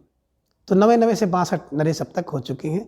एक क्लू है द्विवेदी युग में, पकड़ लीजिएगा कि द्विवेदी युग में नए नए से 62 नरेश हो चुके हैं। ठीक है ना, ये दिमाग में रख लीजिएगा। और ये भी कह सकते हो कि 89 हैं, 62 नरेश क्या है, 89 हैं, 89 89 89 में 99। ठीक है, इसको हम लोगों ने देखा है। तो 89 में 1889 में इनका जन्म हुआ, 62 में मृत्यु हुई। जौनपुर इनका जन्म स्थान है। रचना मिलन है ना, कौन, एक पथिक है। मिलन पथिक क्या करता है, मानसी को स्वप्न में देख करके कविता कौमुदी करता है। तो बस दिमाग में रख लीजिएगा कि कोई मिलन पथिक है जो मानसी को स्वप्न में देख करके कविता कौमुदी करने लगता है। ठीक है, अब मिलन जब होता है तो एक साथ होता है, दिमाग में रखिएगा, एक साथ मैंने 17 में। पथिक जो होता है वो क्या करता है, बिल्कुल है ना, 20 यात्रा करता है। ठीक है, मानस, मानस माने मन से, 2 साथ, अगर किसी का साथ देना है तो मन से दीजिए, 2 साथ मैंने 27 में। स्वप्न देखिए तो दोनों स्वप्न देखिए, है ना, स्वप्न भी देखिए और हकीकत भी पकड़े रहिए, दोनों स्वप्न के साथ साथ दोनों स्वप्न भी हो और हकीकत भी। ठीक है ना, उसको परिणाम मिलाने का प्रयास करिए। कविता कौमुदी है ना, नरेश के लिए करते रहिए। तो दिमाग में रख लीजिएगा। ठीक है, क्या नरेश मिलन, नरेश का मिलन एक साथ होगा। ठीक है ना, नरेश ने क्या किया, बोले सर 20 पथिक को भेजा। ठीक है ना, नरेश ने क्या किया, मानसी से कहा 2 साथ, साथ दो। ठीक है ना, स्वप्न में नरेश ने क्या देखा, दोनों देखा, एक तो कर्म भी देखा, एक इच्छा भी देखी, और नरेश के लिए कविता कौमुदी। ऐसे कुछ क्लू बना लीजिएगा। और वैसे भी आसान है, इसको आप लोग जानते भी होंगे कि मिलन पथिक मानसी है ना, मिलन पथिक मानसी स्वप्न और कविता कौमुदी का किसकी है, राम नरेश त्रिपाठी जी की है। ठीक है, चलिए अगले कवि हैं ठाकुर गोपाल शरण सिंह। 1891 में और 1960 में इनकी देहांत इनका हुआ। रीवा जो कि मध्य प्रदेश में पड़ता है, वहाँ पे इनका जन्म स्थान बताया जाता है। रचना है माधवी, दूसरी रचना है मानवी, तीसरी रचना है संचिता, और चौथी रचना है ज्योतिषमती। ज्योतिषमती कैसे दिमाग में रखें। देखिए, बात करें ठाकुर की, तो ठाकुर का कितना, 91 में जन्म हुआ, 60 में मृत्यु हुई। ठीक है ना, अब ठाकुर कौन है, गोपाल, गोपाल ये दिमाग में रखिएगा, ठाकुर गोपाल हैं। अब गोपाल क्या है, यही गोपाल माधव है, गोपाल माधव है। अब जब माधव है तो बड़ी मानवीय प्रवृत्ति इनकी है, और मानवीय प्रवृत्ति है तो मानवीय प्रवृत्ति में संचित है, जिससे क्या होता है, ज्योतिषमयी भी है। तो दिमाग में रख लीजिएगा कि कौन, बोले ठाकुर गोपाल जी क्या है, एक तो माधवी है, माधवी के साथ साथ मानवी है, और मानवी की संचिता उनके क्या है, अंदर ज्योतिषमयी रूप से विराजमान है। ठीक है, ऐसे दिमाग में रख लेंगे तो याद करने में काफ़ी सुविधा आपको मिलेगी। आगे हैं मुकुटधर पांडे। बात करें मुकुटधर पांडे जी की, तो इनका जन्म समय है 1895 ईस्वी। मृत्यु की बात करें तो 1884 में। जन्म स्थान है बालपुर जो कि मध्य प्रदेश में पड़ता है, यानी कि इसी को कहते हैं बालापुर। ठीक है ना, बालापुर जो कि मध्य प्रदेश में स्थित है। आंसू, उद्गार, पूजा फूल और कानन कुसुम इनकी रचना है। ठीक है ना, तो आंसू आप देखेंगे प्रसाद जी की भी है, कानन कुसुम भी आप प्रसाद जी का देखेंगे। तो ध्यान यहाँ पे थोड़ा सा रखिएगा कि मुकुटधर पांडे की बात करें 95 84 95 84 95 84। देखिए 95 था, एक घट गया, यहाँ पे 8 हो गया, यहाँ घट गया 4 हो गया। तो दिमाग में रख लीजिएगा कि कोई व्यक्ति है जब मुकुट को धारण कर लेता है तो एक एक घट जाता है, एक एक घट जाता है, एक एक घट जाता है ना। यानी कि 95 से 5, 9 से 8 हुआ और 5 से 4 हुआ। ठीक है ना, और ये भी आप कहते हैं ना कि मुकुट जो होता है वो चौरासा होता है, चौरासा मुकुट लगाइए। ठीक है ना, कब, जब 95 में हो जाओ, जब 95 की उम्र के हो जाओ तो आप चौरासा मुकुट लगा लीजिए। दिमाग में रख लीजिएगा कि जब आप 95 के होइएगा तो चौरासा मुकुट लगा लीजिएगा। चौरासा माने 84।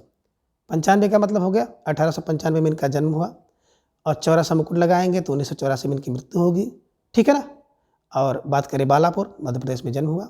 आंसू, ठीक है ना, आंसू, उद्गार, आंसू उद्गार, मुकुट के लिए आंसू भी होता है, उद्गार भी होता है। देखे होंगे कि तमाम लोग मुकुट के लिए, सिंहासन के रिराज के लिए आंसू बहाते हैं, और मुकुट सिंहासनाथ के लिए उद्गार भी करते हैं।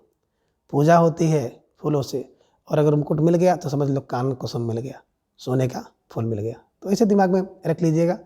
आशा करते हैं कि आसानी से याद हो जाएगा। ठीक है। नाथूराम शर्मा जो कि समस्या पूर्ति और अतिशयोक्ति पूर्ण कविता करने में प्रवीण थे। ठीक है ना। तो दिमाग में रखिएगा कि इनकी एक बड़ी विलक्षण बात है कि समस्या पूर्ति लिखते थे और अतिशयोक्ति पूर्ण कविता करने में बड़े कुशल थे। ठीक है। अभी आपने देखा था कि नाथूराम शर्मा को शंकर नाम उपनाम, कविता कामनी कांत उपाधि दी गई, भारतेंदु प्रज्ञा उनको उपाधि दी गई और साहित्य सुधाकर आदि उपाधियों भी इनको दी जा चुकी हैं। तो इसे भी दिमाग में रखिएगा, कभी कभी प्रश्न यहाँ से बन जाता है। ठीक है ना। अब देखिए नाथ फार कांत कहते ही हैं। ठीक है ना।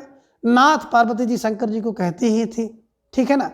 और भारतेंदु का प्रज्ञा कौन होगा? जो नाथ होगा ईश्वर होगा, भारतेंदु का प्रज्ञा होगा और साहित्य सुधाकर है। ठीक है, ये भी दिमाग में रख लीजिएगा। आगे देखिए वही बात आ गई कि नाथूराम शर्मा शंकर की जो कृति है गर्भरंडहा रहस्य एक प्रबंध काव्य है जिसमें विधवाओं की बुरी स्थिति और देव मंदिरों के जो अनाचार हैं उसका वर्णन किया गया है। तो इसे भी ध्यान रखने योग्य बात है, दिमाग पे रखिए। कभी कभी पूछ लेता है कि गर्भरंडहा रहस्य किसकी रचना है? नाथूराम शर्मा शंकर की रचना है। क्या है? प्रबंध काव्य है। इसकी विषय वस्तु क्या है? तो इसकी विषय वस्तु है जो विधवा हैं उनकी बड़ी बुरी स्थिति का वर्णन इसमें किया गया है और देव के जो मंदिर में अनाचार हो रहे हैं उन सभी अनाचारों का वर्णन इसमें किया गया है कि उस समय कुछ अनाचार वगैरह होते थे तो उसका वर्णन यहाँ पे किया गया। अब आगे आप देख पा रहे हैं राय देवी प्रसाद जिन्हें पूर्ण की उपाधि मिली है।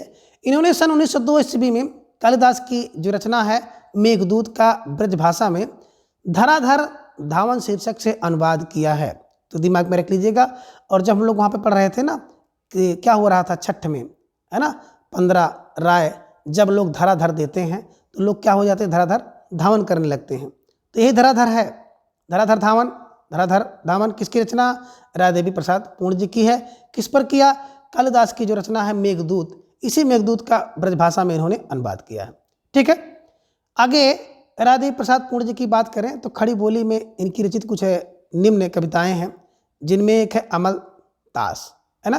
तो देखिए राय देवी क्या करते थे? अमल ताश की अमल थे इनको।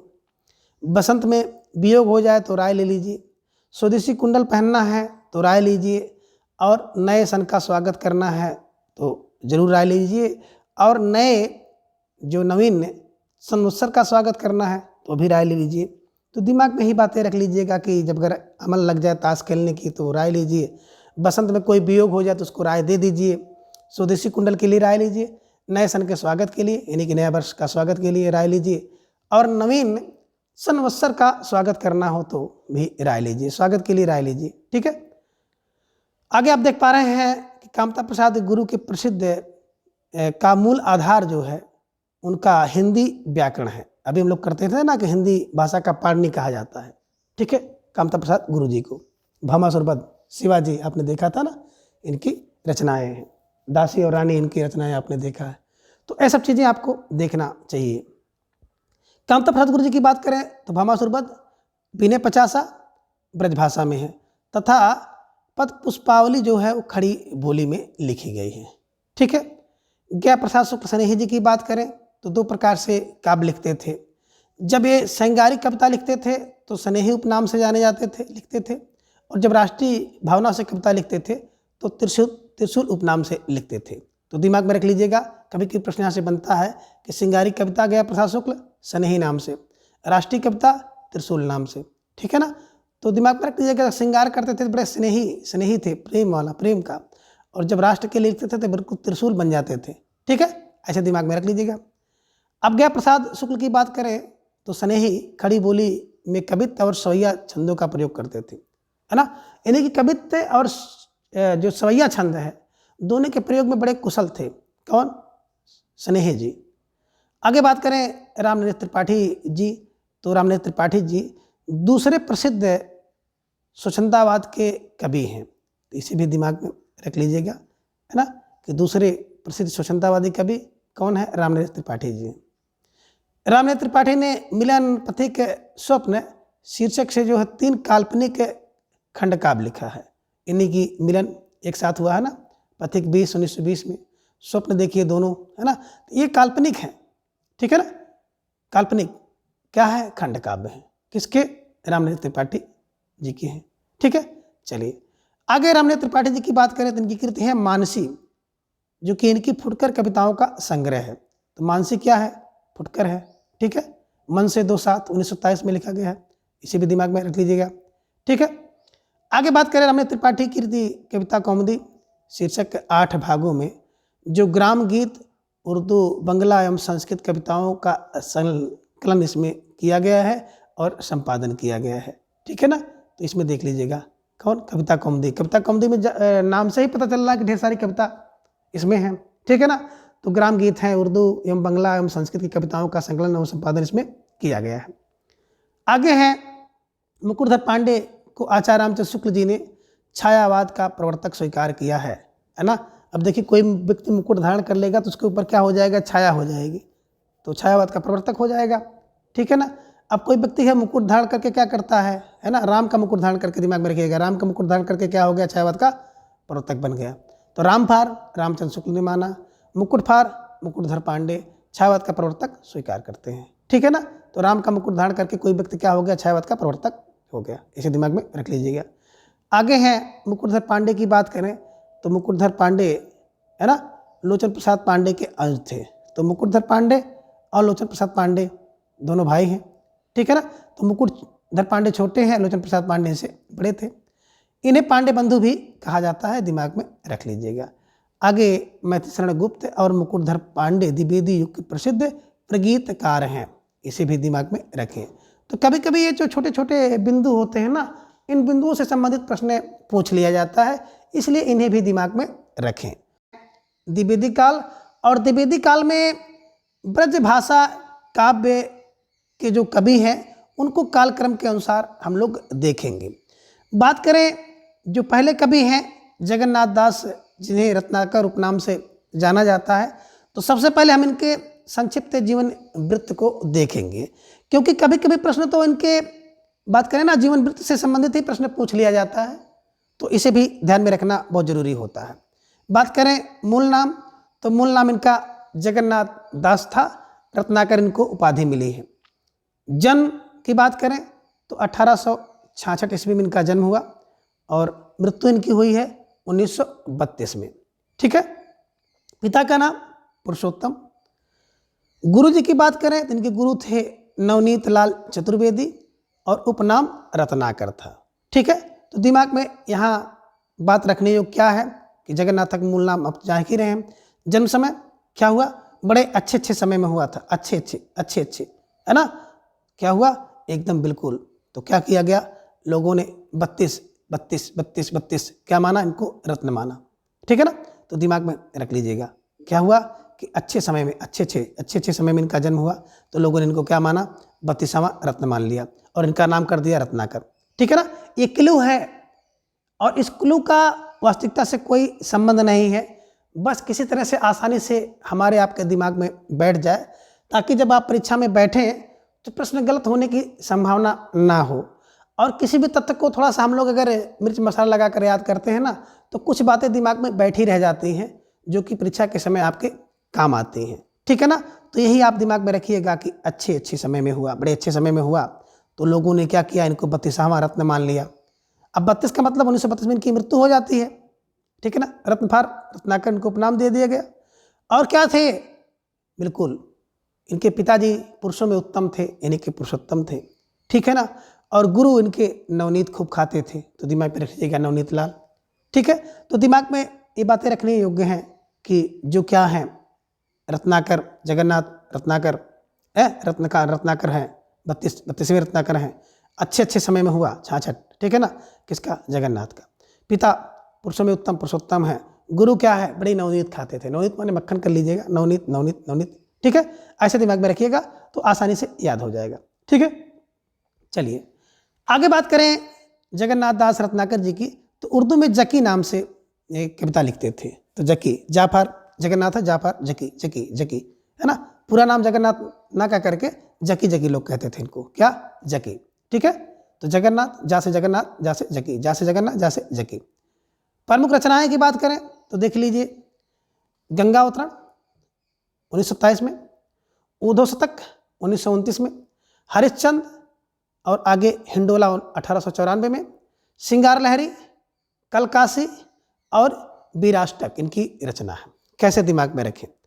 तो देखिए, बात करें जगन्नाथ रत्नाकर जी की, तो पहली रचना है गंगा अवतरण। गंगा अवतरण, रत्न कहाँ मिलेगा? बोले भैर सर, रत्न तो गंगा के अवतरण में मिलेगा, गंगा के किनारे मिलेगा। और रत्न क्या है? बोले और रत्न तो उद्धव शतक है। अगर उद्धव शतक आप सुनेंगे तो बिल्कुल आपको रत्न मिलेगा। ठीक है, और क्या है? हरिश्चंद्र का चरित्र पढ़िए, हरिश्चंद्र का चरित्र पढ़िए, आपको एक रत्न मिल जाएगा, निश्चित रूप से रत्न मिलेगा। ठीक है ना। और हिंडोलो, हिंडोलो, हिंडोलो, बिल्कुल हिंगो, हिलो डोलो, हिलो डोलो, तो आपको रत्न मिलेगा। मतलब कुछ प्रयास करो, हिंडोलो माने हिलो डोलो, कुछ प्रयास करोगे तो आपको रत्न मिलेगा, ज्ञान मिलेगा, और ज्ञान मिलेगा, सफलता मिलेगी, सफलता मिली तो सफलता ही आज के समय की सबसे बड़ी आभूषण रत्न है। ठीक है ना। आगे क्या है? श्रृंगार और श्रृंगार लहर, श्रृंगार लहर रत्न है, रत्न है ना। रत्न है तभी तो श्रृंगार करोगे आप, है ना। आजकल देखे होंगे श्रृंगार को भी लोग रत्न मानते हैं, रत्न को लोग श्रृंगार मानते हैं। तो श्रृंगार लहरी, कल काशी, कल काशी, और कल काशी, काशी को भी एक रत्न माना जाता है ना। जब व्यक्ति सफल होता है तो काशी में जाता है ना, श्रद्धा लेकर। ठीक है। और वीराष्टक, वीराष्टक, वीराष्टक एक रत्न है, वीराष्टक एक रत्न है। तो दिमाग में रखिएगा मोटी मोटी बात कि गंगा के अवतरण में रत्न मिलेगा, उद्धव का शतक सुनोगे तो आपको रत्न मिल जाएगा, हरिश्चंद्र का चरित्र पढ़ोगे तो बिल्कुल आपको रत्न मिलेगा, और हीलो डोलोगे तो रत्न निश्चित रूप से आपको मिल जाएगा। श्रृंगार की लहरी कर, है ना। श्रृंगार, श्रृंगार के श्रृंगार को लोग रत्न मानते हैं और रत्न को लोग श्रृंगार मानते हैं। कलकासी, कलकासी एक रत्न है, और हम लोग जब सफल होते हैं तो वहाँ पर श्रद्धा लेकर जाते हैं। वीराष्टक, वीराष्टक, वीराष्टक क्या है? देश के रत्न है। वीर भी देखे होंगे ना, जितने वीर हैं वो देश के रत्न हैं। क्यों? क्योंकि देश की रक्षा कर रहे हैं हम। चलिए आगे, रत्नाकर जी ने क्या किया कि अंग्रेजी के एक विद्वान है जिनका नाम है पोप। पोप का एक ऐसे था, ऐसे ऑन क्रिटिसिज्म, क्रिटिसिज्म माने आलोचना होता भी है। ठीक है ना। इसका क्या किया? रोला छंद में इन्होंने समालोचना दर्श नामक शीर्षक से अनुवाद किया। तो ठीक है, दिमाग में रख लीजिएगा, किसका? रत्नाकर ने समालोचना दर्श लिखा। किसके? पोप के। क्या था? ऐसे ऑन क्रिटिसिज्म का क्या किया? रोला छंद में, रोला छंद में समालोचना किया। कौन? जगन्नाथ दास रत्नाकर ने। तो दिमाग में रख लीजिएगा कि पोप का ऐसे, पोप के ऐसे का रोला छंद में समालोचना किसने किया? जगन्नाथ दास रत्नाकर जी ने किया। ठीक है। चलिए अब आगे आप देख पा रहे हैं, सत्यनारायण कवि रत्न जी की बात करें तो जन्म 1880, मृत्यु 1918 ईस्वी में हुई। कि समस्त रचनाओं का जो संकलन है वो बनारसी दास चतुर्वेदी ने हृदय तरंग शीर्षक से प्रकाशित करवाया था। तो दिमाग में इसी भी रखना है कि सत्यनारायण कवि रत्न, सत्यनारायण कवि रत्न। सत्यनारायण कौन है? बोले कवियों के रत्न है, कवि रत्न सत्यनारायण है। क्यों? क्योंकि 80 में जन्मे, 18 में चले गए। 80 18, 80 18, 80 18, कौन? बोले रत्न, रत्न। कौन रत्न? बोले कवि रत्न, है ना। तो कवि के रत्न कितने हैं? 80 से 18, 80 18 रत्न किसके? कवि के। ठीक है। या आप कह सकते हैं 80 रत्न इकट्ठे हैं, इकट्ठे हैं कहाँ? कवि के रत्न हैं। ठीक है। और समस्त रत्नाओं को बनारसी दास चतुर्वेदी जी ने क्या किया? हृदय तरंग, हृदय तरंग, है ना। तो कवि का जो रत्न है वो क्या है? हृदय में अगर तरंग ले लिया तो बिल्कुल कवि का रत्न मिल गया। ठीक है। कोई कविता हम करें, आपके हृदय में तरंग ले ले तो समझिए कवि को रत्न मिल गया। ऐसे दिमाग में बैठा लीजिए। ठीक है। कवि रत्न की बात करें तो दो प्रसिद्ध रचनाएं इनकी और हैं, भ्रमरदूत और प्रेम कली। ठीक है ना। तो देखिए, कवि के लिए रत्न है भ्रमरदूत, देखे होंगे ढेर सारे कवियों ने भ्रमरदूत लिखा। और प्रेम और कली, कवि को बहुत रत्न है, कवियों के लिए रत्न है। प्रेम और कली पर ढेर सारी रचनाएं इन्होंने लिखी हैं। जितने भी कवि हैं सब ने बात किया जाए तो प्रेम प्रेम प्रेम जरूर आ गया है, कली का वर्णन जरूर कहीं न कहीं आ गया है ना। तो ऐसे दिमाग में मोटी मोटी बातें रखे रहिएगा। ठीक है। आगे देखिए, बता रहे हैं कि कवि रत्न ने भवभूत का उत्तर रामचरित और मालती माधव तथा लाट मैकाले का जो खंडकाव्य है हेरे होरे सस का ब्रजभाषा में अनुवाद किया है। तो ठीक है ना, कवि है तो भैया क्या करेंगे? उत्तर रामचरितम और मालती माधव तथा लाड मैकाले, ठीक है ना, का क्या करते हैं? होरे सस का इन्होंने ब्रजभाषा में अनुवाद किया है। ठीक है, तभी तो कवि रत्न कहलाए। आगे देखिए, द्विवेदी युग महत्वपूर्ण कवि एवं उनके महाकाव्य कुछ हैं, जिनमें द्वारिका प्रसाद मिश्र का कृष्णायन, ठीक है ना। अब देखे होंगे द्वारिका में कौन रहेगा? कृष्णायन रहेंगे, कृष्ण रहेंगे, उनके साथ वाले रहेंगे तो कृष्णायन, द्वारका। बलदेव प्रसाद मिश्र की बात करें, साकेत संत, साकेत संत। अब बल देते हैं, बल देने वाले कौन हैं? बोले साकेत के संत, बलदेव साकेत संत, बलदेव साकेत संत। ठीक है। उदय शंकर भट्ट तक्षशिला, तक्षशिला। ठीक है ना। उदय शंकर भट्ट से कहाँ गए? बोले तक्षशिला गए। उदय शंकर भट्ट से उठे और कहाँ पहुँच गए? तक्षशिला पहुँच गए। ठीक है। आगे हैं प्रताप नारायण पुरोहित, क्या करते हैं? नल नरेश, नल नरेश। प्रताप नारायण नल नरेश, नल नरेश के वहाँ जाते हैं। ठीक है, ये भी दिमाग में रख लीजिएगा। और गुरु भक्त सिंह की बात करें तो गुरु भक्त सिंह क्या करते हैं? बिल्कुल नूरजहाँ और विक्रमादित्य से मिलते हैं। तो गुरु कौन? नूरजहाँ के गुरु और विक्रमादित्य के गुरु क्या बन गए? भक्त बन गए। तो गुरु भक्त सिंह, नूरजहाँ और विक्रमादित्य, नूरजहाँ विक्रमादित्य। ठीक है। आगे हैं अनूप शर्मा, अनूप शर्मा सिद्धार्थ 1937 में, श्रावणी 1948 में, वर्धमान 1951 में। कैसे दिमाग में रखें? देखिए अनूप, अनूप, अनूप कौन है? बोले सिद्धार्थ अनूप है, श्रावणी अनूप होती है और वर्धमान अनूप है। ठीक है ना। और आप दिमाग में रख लीजिएगा, क्या रख लीजिएगा, है ना। तो दिमाग में ए क्लू भी बना सकते हैं, व से, है ना। वशिष्ठ क्या है? बोले व सी से अनूप है, है ना। या आप कह सकते हैं कि शिव, शिव श्रवणी के लिए विशेष है ना, अनूप है। शिव, शिव क्या है? श्रवणी के लिए अनूप है। जैसे भी दिमाग में बैठे इसे बैठाने का प्रयास करिएगा। ठीक है। श्याम नारायण पांडे की बात करें तो हल्दी घाटी और जौहर दो रचनाएं इनकी हैं और ये कविताएं बड़ी प्रसिद्ध भी हैं और परीक्षा में पूछी भी जाती हैं। तो ठीक है ना। तो श्याम नारायण हल्दी घाटी में जौहर, हल्दी घाटी में जौहर पर कविता कौन? बोले श्याम नारायण करते हैं। ठीक है ना। तो श्याम नारायण ने क्या किया? हल्दी घाटी और में जौहर की कविता श्याम नारायण ने लिखा है। मोहनलाल महतो की बात करें तो आर्यव्रत, आर्यव्रत, आर्यव्रत कौन? मोहनलाल महतो। आर्यव्रत के लिए मोहनलाल महतो कविता करते हैं। ठीक है ना। आगे है हरदयाल सिंह, हरदयाल सिंह की बात करें तो दैत्य वंश और रावण इन्होंने लिखा है। ठीक है ना। अब हरदयाल क्या करते हैं? दैत्य वंश रावण पर कविता लिखते हैं। किस पर? दैत्य वंश रावण पर कविता कौन लिखते हैं? बोले सर हरदयाल सिंह लिखते हैं। तो इसे भी दिमाग में रखिएगा। तो इस प्रकार से इन सभी ट्रिक की सहायता से आप इन सभी कवि उनकी रचना को आसानी से याद कर सकते हैं। और आगे आप देख रहे हैं द्विवेदी युगीन कुछ कवियों की महत्वपूर्ण काव्य पंक्तियाँ। तो द्विवेदी युगीन कवियों की काव्य पंक्तियों को हम लोग यहाँ पर नहीं देखेंगे, बल्कि इसके लिए मैं कवि और उनकी पंक्ति वाली क्लास यूट्यूब पर बहुत पहले ही अपलोड किया हूँ। सभी पंक्तियाँ बहुत अच्छी तरह से ट्रिक की सहायता से मेरे द्वारा अपलोड की गई हैं और आप लोगों द्वारा बेहद पसंद की गई हैं। तो कवि और उनकी पंक्तियों के लिए आप लोग वहाँ से जा कर के देख लें, जो कि लगभग कुल 14 भागों में मेरे द्वारा अपलोड किया है। तो आप वहाँ से पढ़ लीजिएगा। तो आज की इस वीडियो के साथ द्विवेदी युग आपका पूरा कंप्लीट हो गया है। अगले वीडियो में हम लोग अगले भाग को जानेंगे और वीडियो देखने के बाद थोड़ा सा भी लाभ पहुंच रहा हो तो प्लीज़ चैनल को सब्सक्राइब करके हमारे साथ जुड़िए और अपनी तैयारी को मजबूत करें। तो आज की इस वीडियो में बस इतना। धन्यवाद। बाय।